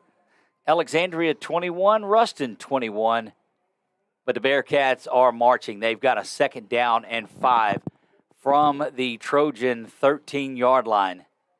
A third quarter that was all ash. This drive has been there. And Brantley's going to try to go up the middle, and he carries and digs and gets 4 yards on to be 3rd down and 1. Yeah, Mason and Jalen Kirk there on the stop. You got to try to get a stop here and get that offensive unit back out there defensively. It looks like that Kyle Williams defense, you see him walking around, he's about the 40-yard line behind that line. Had a struggle there in the third, but it was that offense of the Trojans that did it. Under 11.5 to go in the ball game, 3rd down and 1. Brantley can run it from here, and he does. Designed quarterback draw, buries his head, gets inside the 5-yard line, much to the delight of this Ruston crowd. Yeah. I got to tell you, every one of them knows they've been in a battle tonight. Yeah, for sure. Jason Blackwell, and then a cast of characters helped him after that. But he was 5 yards for a 1st down. Very easy run there. We got to try to hold him here, try to keep him out of the end zone. I don't see there's any way that they just don't pound the football 4 times here. If you are the Bearcats of Ruston. Well, Doug, they have Jaden Mayfield, the starting linebacker, middle linebacker in at fullback, which I saw them do that against Neville and against the LCA. And they give him the football. Yeah. Motion goes to the right side. Nope, he just is in there for a blocker, and Hayes is going to fall forward. He does not get into the end zone. Going to be stopped shy of the goal line, but it's 2nd down and goal just outside the goal line. And Ruston going tempo, not wanting Ash to get set, and I don't believe that the Trojans are going to be set on this. That one got him, stopped him. Big job of diving in back there. You got to get back in there because Ruston's going to go tempo. Great move, though, by Elijah Nelson. What a tackle, what a stop. That's that submarine. We saw that happen against the Trojans a couple of weeks ago in that EA game. This is a big third and goal here from the 2. Handoff is to the right side. A penalty flag that comes in. False start. And that's going to push the Bearcats back 5 yards. And you mentioned that you saw that a little earlier in the game, that they just get going too quick. Yeah, this time it was the left side of the line. They're just flinching a little bit. And, of course, it might be the tempo, them changing the tempo. But here we go. It's third and goal from the 7. What is Coach Mercer and that defense going to dial up? Had a great conversation with him. You saw that anxious energy, ready to get this thing going. Yeah, Mingo and Hudson on the top there. 3rd down and goal from the 6. Going to run the toss back wow. this way, and what a play that was. That's just a beautiful, beautiful play call. No flags, into the end zone. Touchdown, and the Bearcats take the lead back. Yeah, number 64 there on this offensive side. Cameron Williams just took forward and pushed forward back. It might have been a hold, but it was probably just a good block. Just looked like a good play and one that was well orchestrated. Kind of that misdirection, and both of these teams pursue so well that misdirection has worked on both sides of it tonight. Boy, if you're the Trojans, you got to get ready for an onside kick coming the other way perhaps. We've got 10 minutes, 2 seconds to go. Bearcats up by 6, trying to add one more. Good snap, good hold, kick is up, and it is good. 28-21, Bearcats stop the bleeding. It had been 21 unanswered for the Trojans to match the 21 unanswered from Rustin to start things off. And look, I mean, Bachman looking over at Ball looking back the other way, saying, all right, what do you got? Let's go back and forth with this. Two great, great friends. They sat and talked for about 20 minutes prior to the game. Yeah, that was a big drive there for Ruston. But tell you what, it doesn't mean that doesn't mean we've lost our offensive momentum here, though. How about we house one? I don't think the Trojans have taken one back to the house, have they? No, not this year. One thing about him is he has not hit the ball inside the 10. But actually, I don't think he's hit it past the 15, so we might get a chance to return one here. He also has onside in one, and that one's just a sky kick. Fair catch called for and made at the 25 by Duncan. And again, continuing the aggressive play, just going at each other. Carrot Gaines was in there on that one, matched up. And here you go. You got to get back in there and answer the bell. And is it too early to start talking about Bachman going for 2? Surely not. Yeah. Let's just win. Let's win it without a 2-point conversion. Let's go down here and let's score 2 touchdowns on them. I'm in, partner. I'm in on this one. Even the coaching staff over there, assistant coaches, even kind of hopping around. Got a little giddy up in their step there. Wide receiver coach there for Ash. E.J. Scott comes to the near side. Lindsey hadn't really busted a big one in this. He's been held in check by that linebacking core of 22 and 21. That's Hill and Mayfield, respectively. There goes Townsend switching sides. Toss goes back to Lindsey. Oh. He's met in the backfield. Yeah. And that is big number 22, Jaden Mayfield, has the offer from the folks right here at Louisiana Tech. Yeah, Jacoby Morris actually got beat inside as well, which kind of slowed the play down a little bit. But then, Mayfield was there to just clean it up. What a player. Clock rolls under 9.5 to go here in the fourth. Trojans trail by a touchdown after tying it up. Rustin right back down the field. Here comes pressure. Feaster dumps off the screen. It's complete. JT's got it. Bangs around. Knocks his head, puts his shoulder down, gets out to the 33-yard line. It's going to be 3rd down and 5, looks like, from where he's at. Yeah, it's 8-yard gain there. Just a patience. I tell you, he has grown up tonight. Indeed, he has grown up tonight. He has given his team a chance to win, and it is fun to watch. Darius Washington and Kirkland Bates to the top. They stand closest to the Trojan sideline. E.J. Scott to the near sideline. Feaster has Townsend as the H-back to the near side. That 5-man front line stays intact, and JT now settles in to the left side of Feaster nearest the Trojan sideline. Boy, that was very close to a false start. Lindsey's going to get it this side. No, Feaster has Feaster it. keeps Oh, it. He dropped it. And falls back onto it. And goodness gracious, I don't know if you saw that at home, but I certainly thought JT had it. But Feaster dribbles that one down for an extra yard, but it is 1st down. And you're so right, Nick, that he has grown up in this one tonight. Yeah, can I almost say that I had the announcer's curse on that one? Oh, man, but we're gonna say we're sliding right by that one. 2 to the top, 1 to the near side. Trojans 1st and 10 from the 41. Townsend goes in motion, man coverage. There goes that screen. The other way, that inside one is there. Spinning around, getting out of traffic is Darius out to the 45-yard line, and a big 18-yard pickup for the Trojans. Correction, we'll give that 14 yards on the pickup, 1st and 10. And Feaster's done a good job throwing the ball away from those big hands of the defenders. Kirkland, EJ to the near side. Lindsey in the backfield. He gets the toss going to the far side. Spun around, hops over the tackle. And this is a little bit about that momentum that the Trojans played with when they scored those 3 consecutive touchdowns. Under 8 minutes to play, 7:52 and counting. Yeah, a little 4-yard gain there. Just manning up. Just manning up and going after it.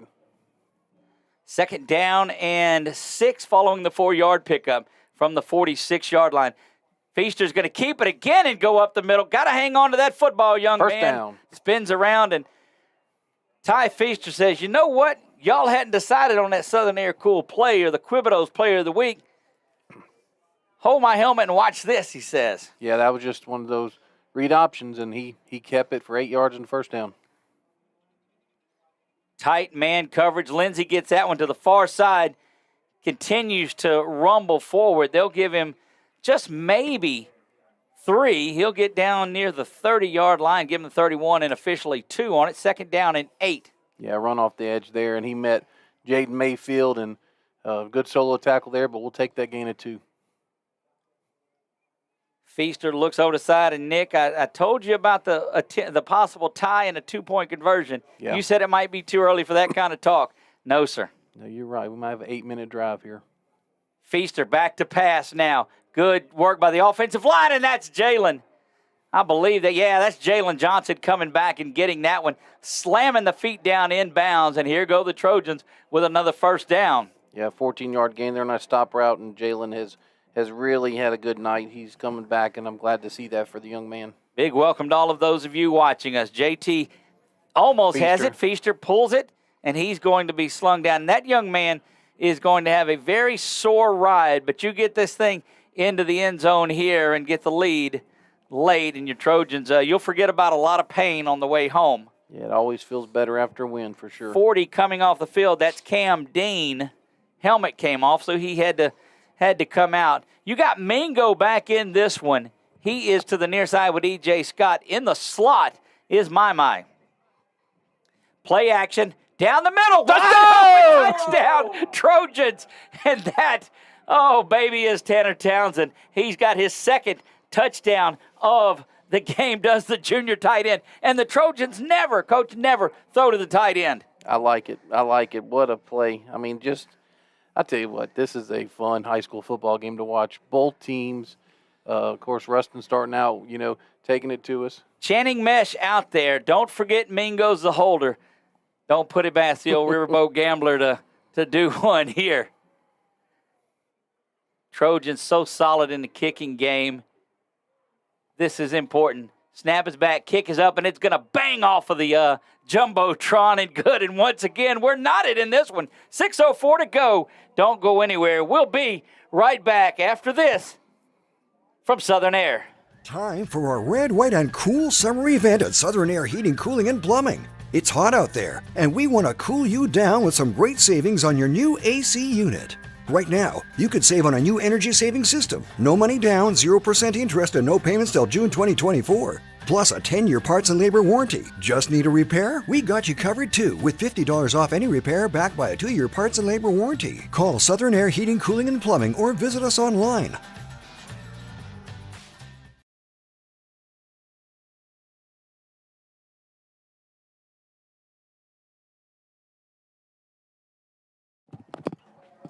You see the logo. It says 3-2-1 Trojan football. Bodie Van Dyke back out there.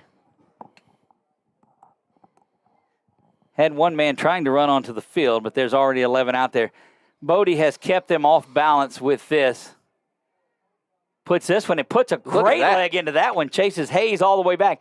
This is where you got to be careful, though, and you got to get that man on the ground. Hayes busting around. You got to go outside and get him.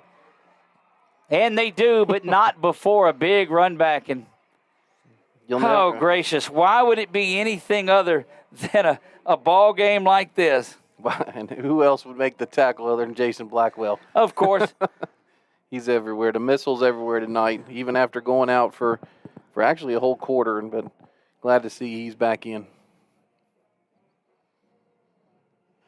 I don't think there's enough words to go around other than to say, what a battle. They'll mark him out at the 49. Inside the 50 is where it is. So not quite plus territory, but right at midfield, the Bearcats get it with a chance to take the lead back. 5:55. Trojans defense started this half with a stop. Can they do it here and get their offense the ball back?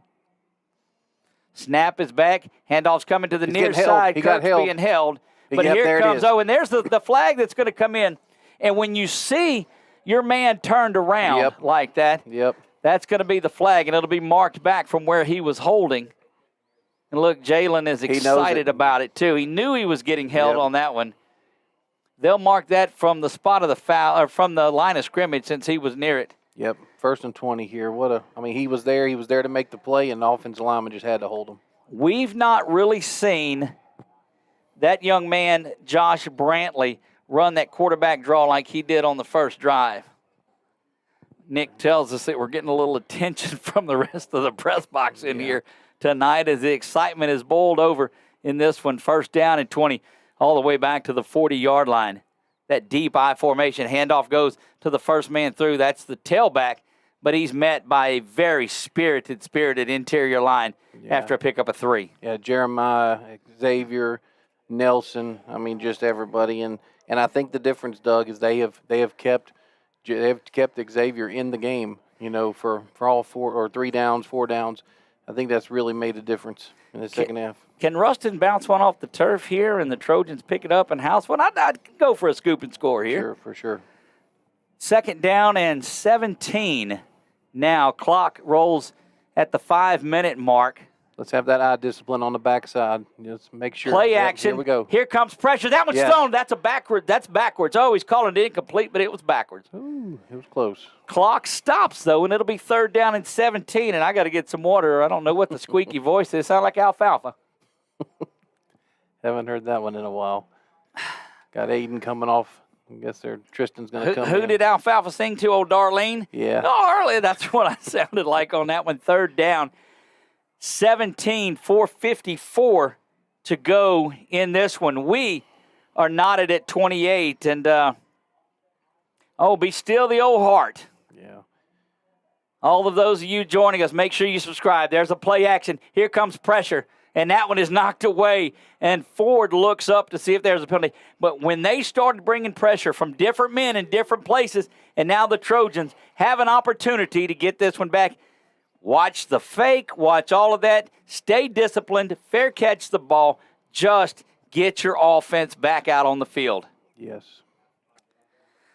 Oh, goodness. This is all you bargained for when you saw Ash and Rustin. Big high kick, fair catch called for and made at the 26-yard line by Darius Washington. And look, how crucial has he been as we hit the 4:46 mark in this one? Yeah, that's been what a better way to stop the clock than on 4:46. Yeah, for sure. The sure hands back there. And like I said, this punter, he puts the ball in there, and it moves. It moves from left to right, whenever it turns over like that, and he has made a great job. He's done a great job fielding it. Here we go, boys, 4:46. Let's go win this thing. 1st down and 10. Your Trojans have it from their own 27-yard line. Doug Gann, Nick Magnano, Brett Stallsby bringing you all the action here from Ruston, Louisiana. Trojans 28, Bearcats 28. Don't go anywhere this last 4:46. EJ comes in a few steps in motion, just moves things around, tries to check the coverage.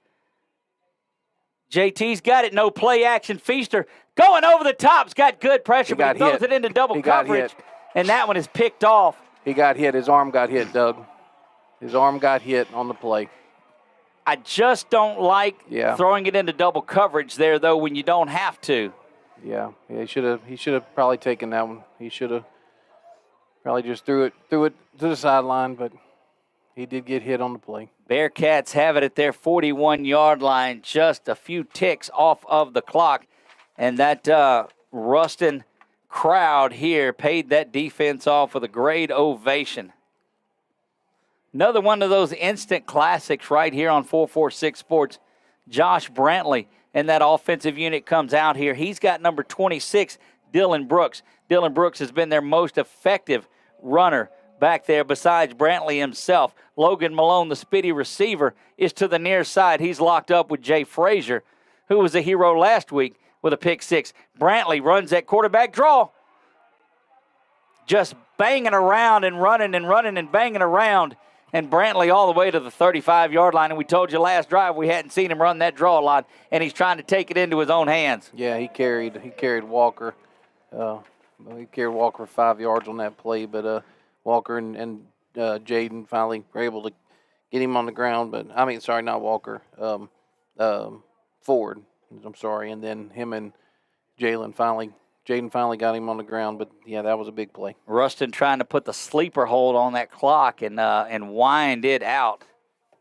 They will not hurry to the line of scrimmage, knowing that they've got an opportunity to go down and win it. And what do you know? There's Brantley pushing that line, coming around and shoving defenders down. And wow, that man is a ball player. And we told you that Josh Brantley goes 6'3", 212, and the junior, very powerful back there, picks up 9. Yeah, just not much you could really do on that. I mean, they never got him to the ground. I mean, he ended up getting pushed out of bounds and was still on his feet. Just a second under the 4-minute mark. It sits at 3:59 here in the fourth, tied at 28. Trojans had an opportunity, went for it all, and through the interception, Feaster was hit, but went into double coverage with it. Second down and a yard. Brantley back in the shotgun. Handoff comes to the near side, and the Trojans fire through, and that'll be a loss of about a half a yard. Make it third down and short. Yeah, Jeremiah Wright there, and then Aiden Walker there, and here we go, third and short. Yeah, it's a big play now.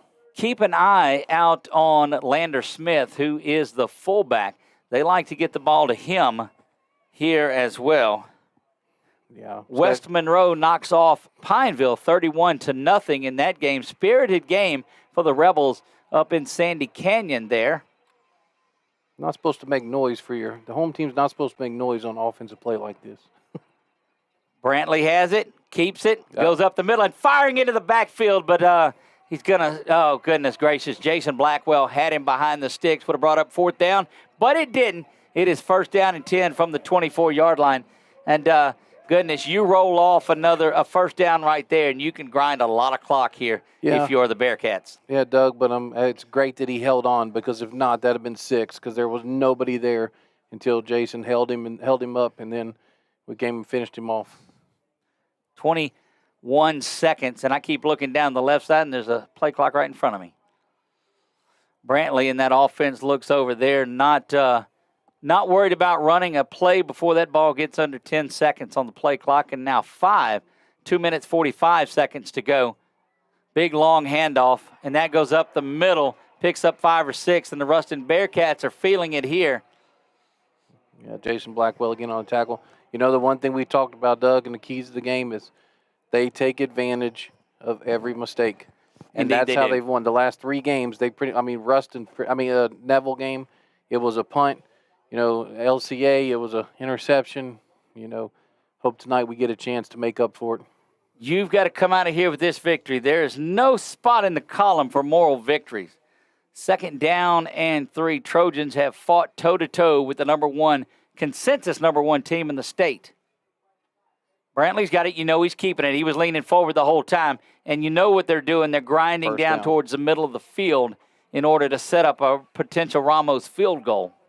Yeah, Jalen Kirk on that tackle with Xavier White. And now it's just now they can just sit on and let the play clock run and get it probably to 35 seconds maybe. You got to think that they don't want to just put this on the leg of their kicker, who's been solid. Best kicker that I've seen in the state. There's no way he misses a chip shot like that. That's what I'm talking about. Brantley's going to take it. He might not have an opportunity. Brantley's going to get around the corner, and he's out of bounds at the 1-yard line. I think they're marking it 2.5, Doug. Yeah, guys coming back here to 2.5. So Now, question. Yeah, you let him in. Yep. Absolutely you do. Only chance you have is you let him score right here, and you get the ball back and go do some magic there and set up that 2-point conversion to win it. I think that's what Coach Bachman probably just told Mingo. He called Mingo over. Let's see if Mingo's talking to everybody. Yeah, he's telling everybody. Let him score, let him score. If you're Brantley, you take a knee. That's right. Slide down there, inbounds, make them use the timeout. If anything, there's a handoff. Trojans do a little bit of Olay. And how fitting is it that the red significant of the bull fight in the Olay, and they let the Bearcats into the end zone for that touchdown. And those of you saying, why on earth would they let him into the end zone? That's the only way the Trojans have an opportunity to go down and win this thing with a 2-point conversion. Yeah, I mean, that was first and goal from the 2.5, so you have to. Yeah, that was the only, once you had that go, that was the only play. Now, a missed extra point wouldn't hurt my feelings. All of this after that interception, the Trojans had made a big stop, got the interception, but Trojans will have roughly 1:18 to go when the kickoff is made. Good snap, good hold, kick is up, and it is good. 35-28, going to keep it right here. I don't think, actually, no, let's step away for one moment. We'll be back right after this from our scoreboard sponsor, Wallace Eye Associates. Is your vision just not as crisp and clear as it used to be? Are you having difficulty driving, especially at night? Are you over 40 and now needing reading glasses? If so, the trusted eye care team at Wallace Eye Associates is here to help with your family's eye care needs, just like we have been for nearly 40 years. Call Wallace Eye Associates today at 318-448-4488 to schedule your next eye evaluation. We are back, 1:16 to go in this one. Rustin with a 7-point lead, 35-28. And it wouldn't be Rustin Ash without this kind of a second half. Yeah. Trojans down 21-0 at the half. Now they tied it back up, took the lead, trailed this one 35-28 now. Got to make sure this ball gets past our first line. Okay. Kicking it, that's going to be picked up. Fair catch is called by JT at the 25-yard line, saving time. And they did run 1 second off the clock. Looked like JT maybe just stepped out of bounds there. Mm-hmm. Yeah, I think so as well. What story will the Trojans write here in the final 75 seconds of this one? The Ruston Bearcat crowd somewhat on their feet. Nervous anticipation in this one. One timeout remaining. There's that crowd. The Trojans crowd is on their feet. See who's Feaster's got out there with him. He's got Jimmy Duncan. First time we've seen Jimmy out there. He's in the slot. Trojans aren't afraid to throw it to him and let him send one downfield to Mingo. Yeah, they took Kirtland Bates off and put Mingo in the slot on the top. 2 receivers to the top, 2 to the near side. JT's in the back with Ty. Ty in that offense will take a look over at the right side. 18 seconds on the play clock, 1:15. Ruston defense not back as far. You might find some gaps in there, but you got to be quick. Only a timeout left. Clock will stop on the first down. That one is thrown over. Mingo's got it, and it'll stop the clock momentarily while the chains move. 16-yard gain there on the crossing route to Mingo. Out to the 40-yard line. Trojans up on the ball. 1:10 remaining. 1:10. Clock starts. Feaster back to pass. Throws that little out. It's going to be incomplete, but that'll stop things, and that would have been a first down gain as well. Yeah, I think the pressure from the last series might have had him throw that ball a little early. Either that or maybe EJ got a little excited and ran too far. Could be either or. Trojans all the way out to the 40-yard line, 1:04 remaining. They trail by 7. Trojans and Ruston, JV and freshman games played back on Monday night in Alexandria. It was a great crowd out there for that one. Feaster brings Jimmy Duncan in motion.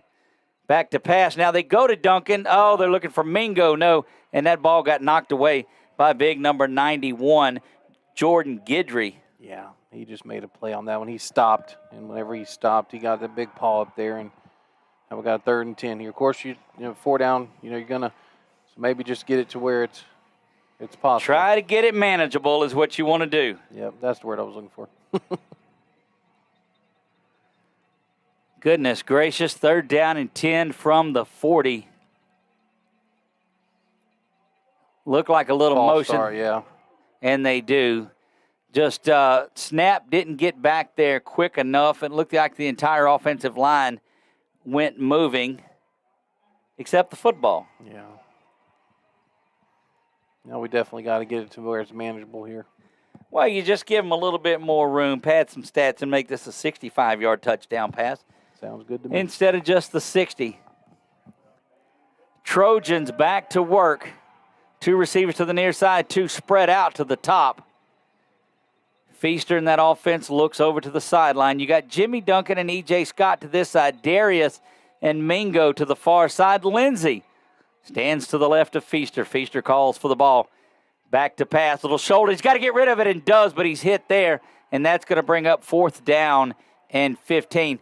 But what pressure coming from the far side. Number 24, Ahmad Bro, the senior. Guess what? Another 6-foot-plus guy. 6'4", 267, and the offside side judge coming in to... We had one of our coaches that was in his ear right before the snap, Doug. I don't know what he was, but he was in his ear. So let's see what the coaching staff saw. Don't know if they had an extra guy on the field or what he would have been talking about. I don't think that could be it. Unless we get... he was in his face at the snap. Well, this is it right here. It's 4th down and 15. Trojans have got to get to midfield. Everybody in the place on their feet tonight. This is the ball game with 56 seconds to go. Feaster in that offense look to the near side. You got Jalen and Mingo to that side. Jimmy and EJ to the near side, and Jimmy doesn't know. EJ doesn't know what the play is. He's going to step back. Here comes pressure, and Feaster's going to go down, and what a ball game it ends right here on that pressure. My goodness, just like it was shot out of a cannon is big number 22, Jaden Mayfield, and you knew that he had it in him. 35-28, this one's going to end. No 2-point magic tonight. Trojans will fall to 0-1 in district play. Ruston will move to 1-1. The Trojans will be 3-3 as they start the district slate, and will welcome in the Lions of Ouachita into Alexandria next Friday. Don't forget, the Thomas Bachman Show will be Thursday. We certainly welcome all of you that viewed this one. If it's your first time to the channel, we know you saw a good one, and it's going to be this way throughout the rest of the season. Rustin will stay undefeated on the year, and they've had to scratch and claw like a Bearcat every victory they've had. Yeah, they've been tested, and you know that's the difference right now. They've been tested. They've come through at the end, and unfortunately, we're not there yet. 35-28 going to be your final here from Rustin. Look at our assistant coach over there. He's about to get into it with the guy who's holding the chains, because that referee has lost it over there. That side judge has totally lost it. Bachman was talking to him, and he has totally lost it. That'll do it, and Bachman not happy about it at all. But this has been one of the best played games that you'll find. What a tale of two halves it was. Rustin goes up 21-0. Trojans fire back, tie it up, but it's just been back and forth. We'll keep an eye on things as what a game here. Rustin shows that they are that Rustin team, and expect big things from the Bearcats. But I'm telling you what, you learned a lot about your Trojans tonight, folks. Yeah, for sure. That was a great game. Good resilience there, coming back, making a game out of it. Really, really putting Rustin on their heels, in that second half, and just came up short. All I can say is my goodness, the respect between Bachman and Jared Ball, and you see Bachman looking over, and he is not thrilled about this. When you go back to the fumble that was called for the Trojans and went the other way, there were a number of things. That's Bachman and Kyle Williams now exchanging a good handshake. But I think we've said enough throughout the game. What a second half it was, Nick. Yeah, I mean, I'm speechless. It was a lot of fun to watch. I haven't been a part of this for long, but I'll tell you that was a classic second half, and getting to know these coaches and these young men and what they put into it. I know it's going to be difficult for them tonight, but I know they're just going to build from this, and it's really going to make them stronger. Indeed, they will. Again, got to put this behind you and get ready for the Lions of Ouachita making their way to town before we head Week 8 into Pineville. So a couple of close games next week that you'll be able to come out and watch, and we invite you to watch this one afterwards. But Rustin knows they were in a battle in this one, but it's a very, very strong Bearcat team as the student section starts to make their way out there. And I got to tell you, Doug, that disappoints me. They let them come not far from our players, and they were obviously doing the wave, bye, but which I guess they can do that. But when you allow them that close, I mean, they're at the hash mark, and we're in the middle of the field, and doing that. I don't like that. Maybe I'm not supposed to say that, but I don't like that, Doug. I'm sorry. Well, we hope you enjoyed your 446 Sports presentation of Alexandria and Ruston. I don't think I could spell it out any clearer before the game that this was going to be something special. And, in fact, it was. Trojans come up on the wrong side of a 35-28 final, but they outscore Ruston 28-14 in the second half. But interception right there when they had an opportunity to go down and get it. And it was the second half pressure, the fourth quarter pressure of Ruston that did it. That culminates in that final sack, and then it forced the Feaster INT down there. Bodie Van Dyke, great job with the onside kicks. Darius Washington holding on to every punt that came back there. They were big and high, and I got to believe a lot of people dropped those punts. Yeah, Jalen Johnson, having a comeback game. Right. Just doing well. What did JT finish with rushing the football tonight, or have you totaled it up? It's all right if you hadn't. No, but we're looking at, I'll do that here in just a few minutes. But it's not as, probably didn't make the 100-yard, but he had a bunch of 2s and 6 and 9 and 3 and 5 and 6 and 4. But, really just kept it balanced. Kept them balanced. Ty ended up having a great set. But considering we had probably, 65 yards in the first half compared to what we had in the second half and just battling. Let's put it this way. Rustin knows who the Alexandria Trojans are, and they will feel it tomorrow. But unfortunately, like you said, moral victories are only that. They're just moral. Well, we appreciate our folks at Wallace Eye Associates for providing our scoreboard. Sadler's Towing for the scrolling score ticker along the bottom of it. Of course, our title sponsor, Valex. And Fly AEX, if we'd have flown up here, we'd be home in no time. But I don't think we can get a plane up here without going through Atlanta. So we're going to drive on back and all of our other sponsors. Guys, I'm wore out after this one. It's been a lot of fun. Glad you could join us here for this. All of those new subscribers that we have, thank you so much. Just a great night of football. The Bearcats come out on top. They will go to 6-0, 1-0 in district play, and the Trojans fall to 3-3 and 0-1 in district play. And all I can say is, oh baby, what a game it was. For my man Brett Stallsby pushing all the buttons. Nick Magnano, Nick, great job tonight. Thank you as well. All of those of you that joined in tonight, I am Doug Gann. God bless you all, and good night.